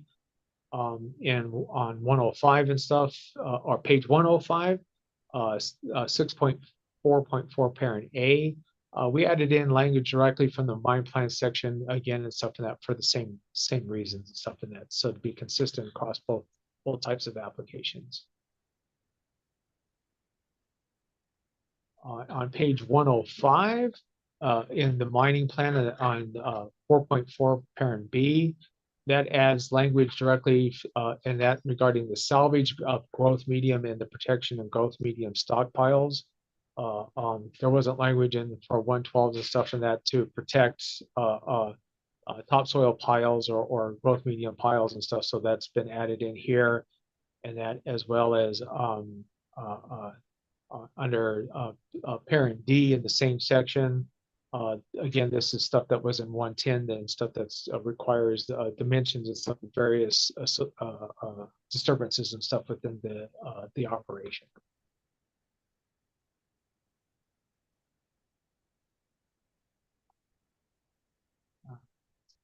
We're gonna move to page 106. 6.4.4 parent H. Again, this is the 110 application regarding the if and how the deposit will be processed on site. There wasn't that language in 112 for some reason, so we brought that in. Then on 6.4.4 parent K, we added in the language and stuff in that from the 110 section and stuff that provides details on how toxic or acid forming materials will be handled if encountered during the operation. Construction materials and stuff are very rarely going to have that happen, but it does happen. We've had a couple of sites and stuff in that were near gilsonite processing plants. We've had some of the stuff that are close to oil and gas processing and that. So, you know, we debated about this, but we do have situations and stuff there where we do need to address that. And so it's important because the last thing and stuff, well, we had something and stuff down by Salida and stuff where an operator mined into a restricted area that the EPA had set aside. They weren't supposed to mine in it, and they mined it all, and so they, yeah. So we don't want to be spreading material around and stuff like that that's not necessarily conducive to the public health. Yeah. So. Yeah. Yeah. And. All right, page 106, 6.4.4 parent L and P and stuff, and then again and stuff here are the same. This is on page 106. This again and stuff is the language and stuff that was it'll be in your addendum, and that, but the language and that is we're talking about the SPCC and that. So. Joelle, did you have any comments and stuff on this? It's the exact same language and stuff, I believe, and stuff in that we did, we just talked about. You know, it looked like it was slightly different, actually. If you can scroll up, here, there's that language for operations that are subject to and have created a spill plan. I think that's different, but I do like that language, but I think it needs to be slightly different from the previous section because the previous section was exploration and this is, I think, talking about operations. Elliot? Yeah, we're looking at it right now. It's intended to be exactly the same, same feedback from the stakeholder in the hard rock progress process. I can go back to it so we can see.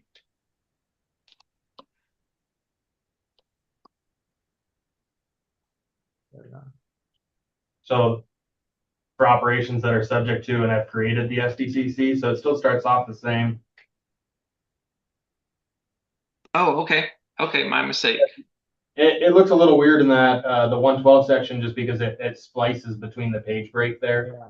So it makes okay. at the end. Yeah, it's a little funky and stuff, it's just a page break. Thanks for covering for me. All right, very good. Okay, all right. So you're good with that then, Joel? Yes. All right, very good. All right, so page 108, the reclamation plan. We did some reformatting and stuff here. It looks like a lot, but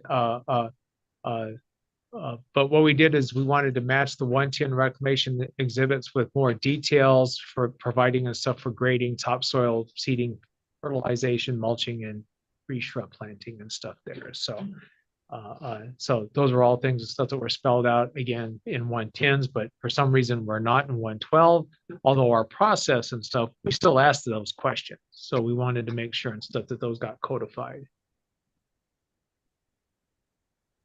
And again, on page 108, 6.4.52G, that language and stuff in that.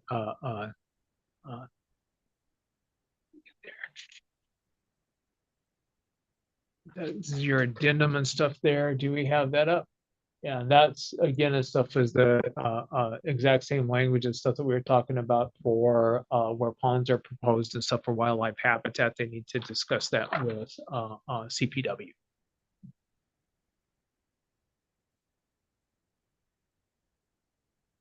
And then 2H on the same section, that adds in language directly from the reclamation plan section for 110.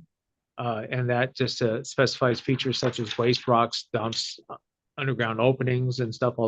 We do have a couple of those actually in construction materials, ditches, sediment control facilities, buildings, etc.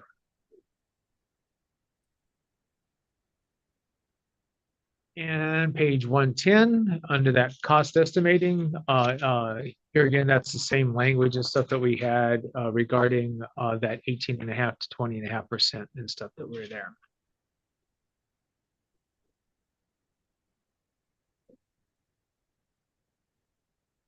All right.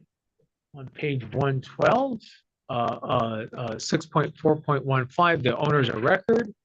We reformatted this rule to clarify the list of lists that are to be provided for the owners of record of surface and mineral rights and owners within 200 feet of the permitted boundary.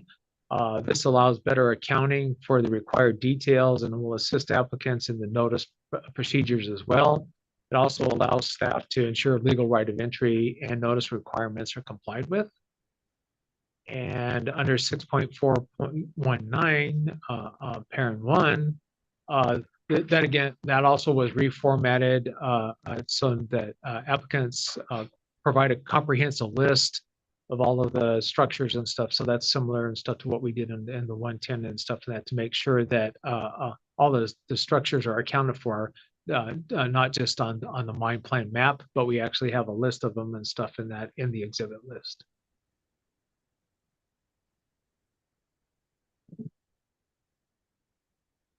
Are there any questions on Rule 6?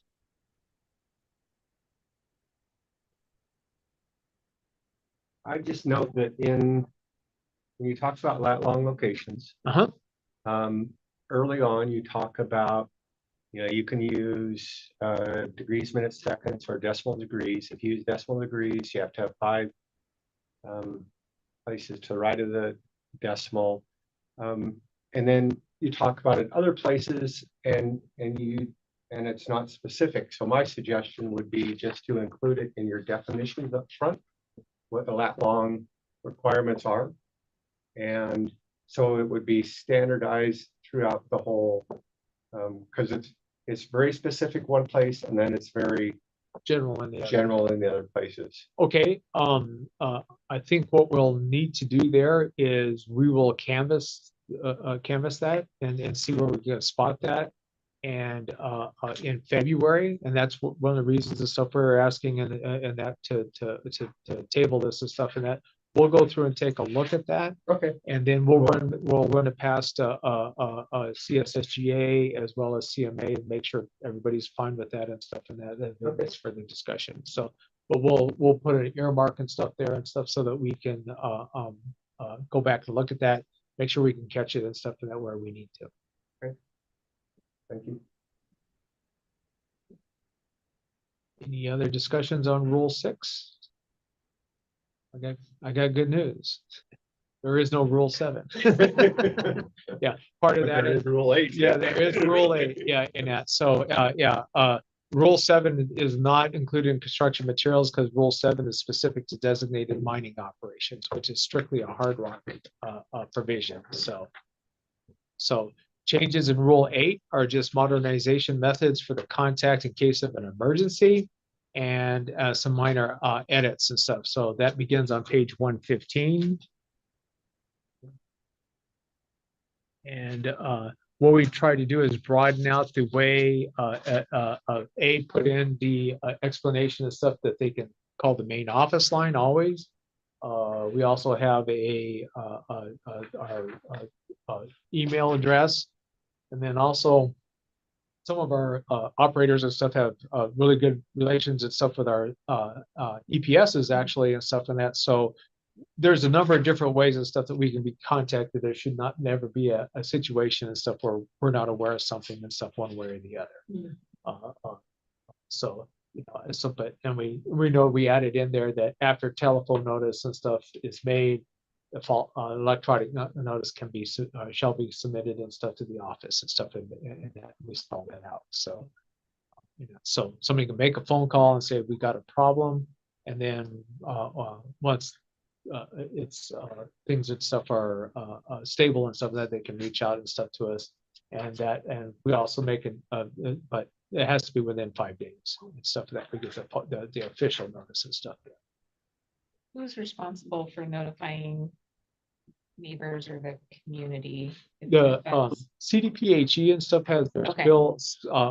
spill reporting process, and that's part of that and stuff as well. Okay. So in general, they usually are the ones and stuff that'll reach out and stuff if there's some kind of an issue and stuff with that.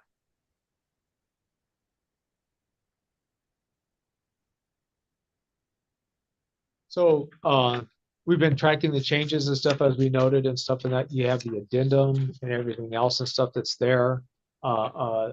We have a slide here and stuff where we're working and stuff on our what changes and stuff that you made today, as well as a couple of just things and stuff we need to follow up and stuff on the making sure and stuff that we reflect the language and stuff you want and stuff on the USTM 84. So we'll be looking at that. At this point, is just questions and answers, and then I'll just do the formal request and stuff, and then we're done. All right. Any questions for the staff on any of this rule making changes?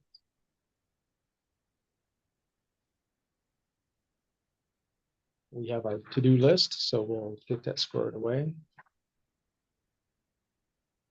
Right.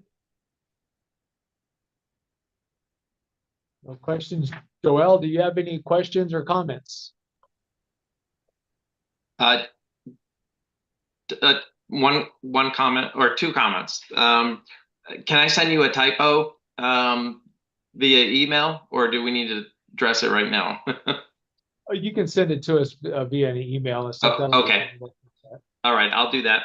And then the general comment, really appreciate DRMS staff's efforts on updating these regulations to really to clarify things and bring things up to date. Obviously a lot of time has been spent on this, and it's very much appreciated. Thank you for those kind words. So, all right. With that, DRMS staff is requesting that the Land Reclamation Board, after careful consideration and review of the proposed rule changes for construction materials, preliminarily, I can say that, and accept the draft rules as presented and modified today. However, DRMS staff requests that the MLRB continue final action on these rules until a vote for the final draft of the Hard Rock rules under consideration in February is complete and accepted. This way, if there are any changes made in Hard Rock that need to be reflected in construction materials, the board can do so without having to notice such a vote and hold a separate hearing. So with that, I will conclude my presentation, and we'll let you guys deliberate and do whatever. Chuck will take it from there. Comments, concerns about the process and any changes that need to be made. I think one that they noted was your the latitude, longitude, taking that in with all the various sightings, which seems to be an action item that the staff will take care of. Anything else? This is an immense job of trying to get all things equal between not only two set of rules, but even between the 110s and the 112s, and just a wonderful job of presenting it beforehand so that we could look at this material and be ready for today, and just walking through this and making sure it's comprehensive and that we understand. So appreciate all the work of, as Jill said, just a tremendous job by the office that is very well appreciated by the board. Apologies and stuff for the technical difficulties and a little bit of a struggle and stuff in that with our audio and stuff this morning and we're looking at different alternatives and stuff for next month. So whether we can get that fixed upstairs or we'll do something, but a few lessons learned and stuff this morning and stuff that we'll carry forward. So I think we much rather have situations there than in how this yeah, material flows. So, yeah, but good luck on that. yeah.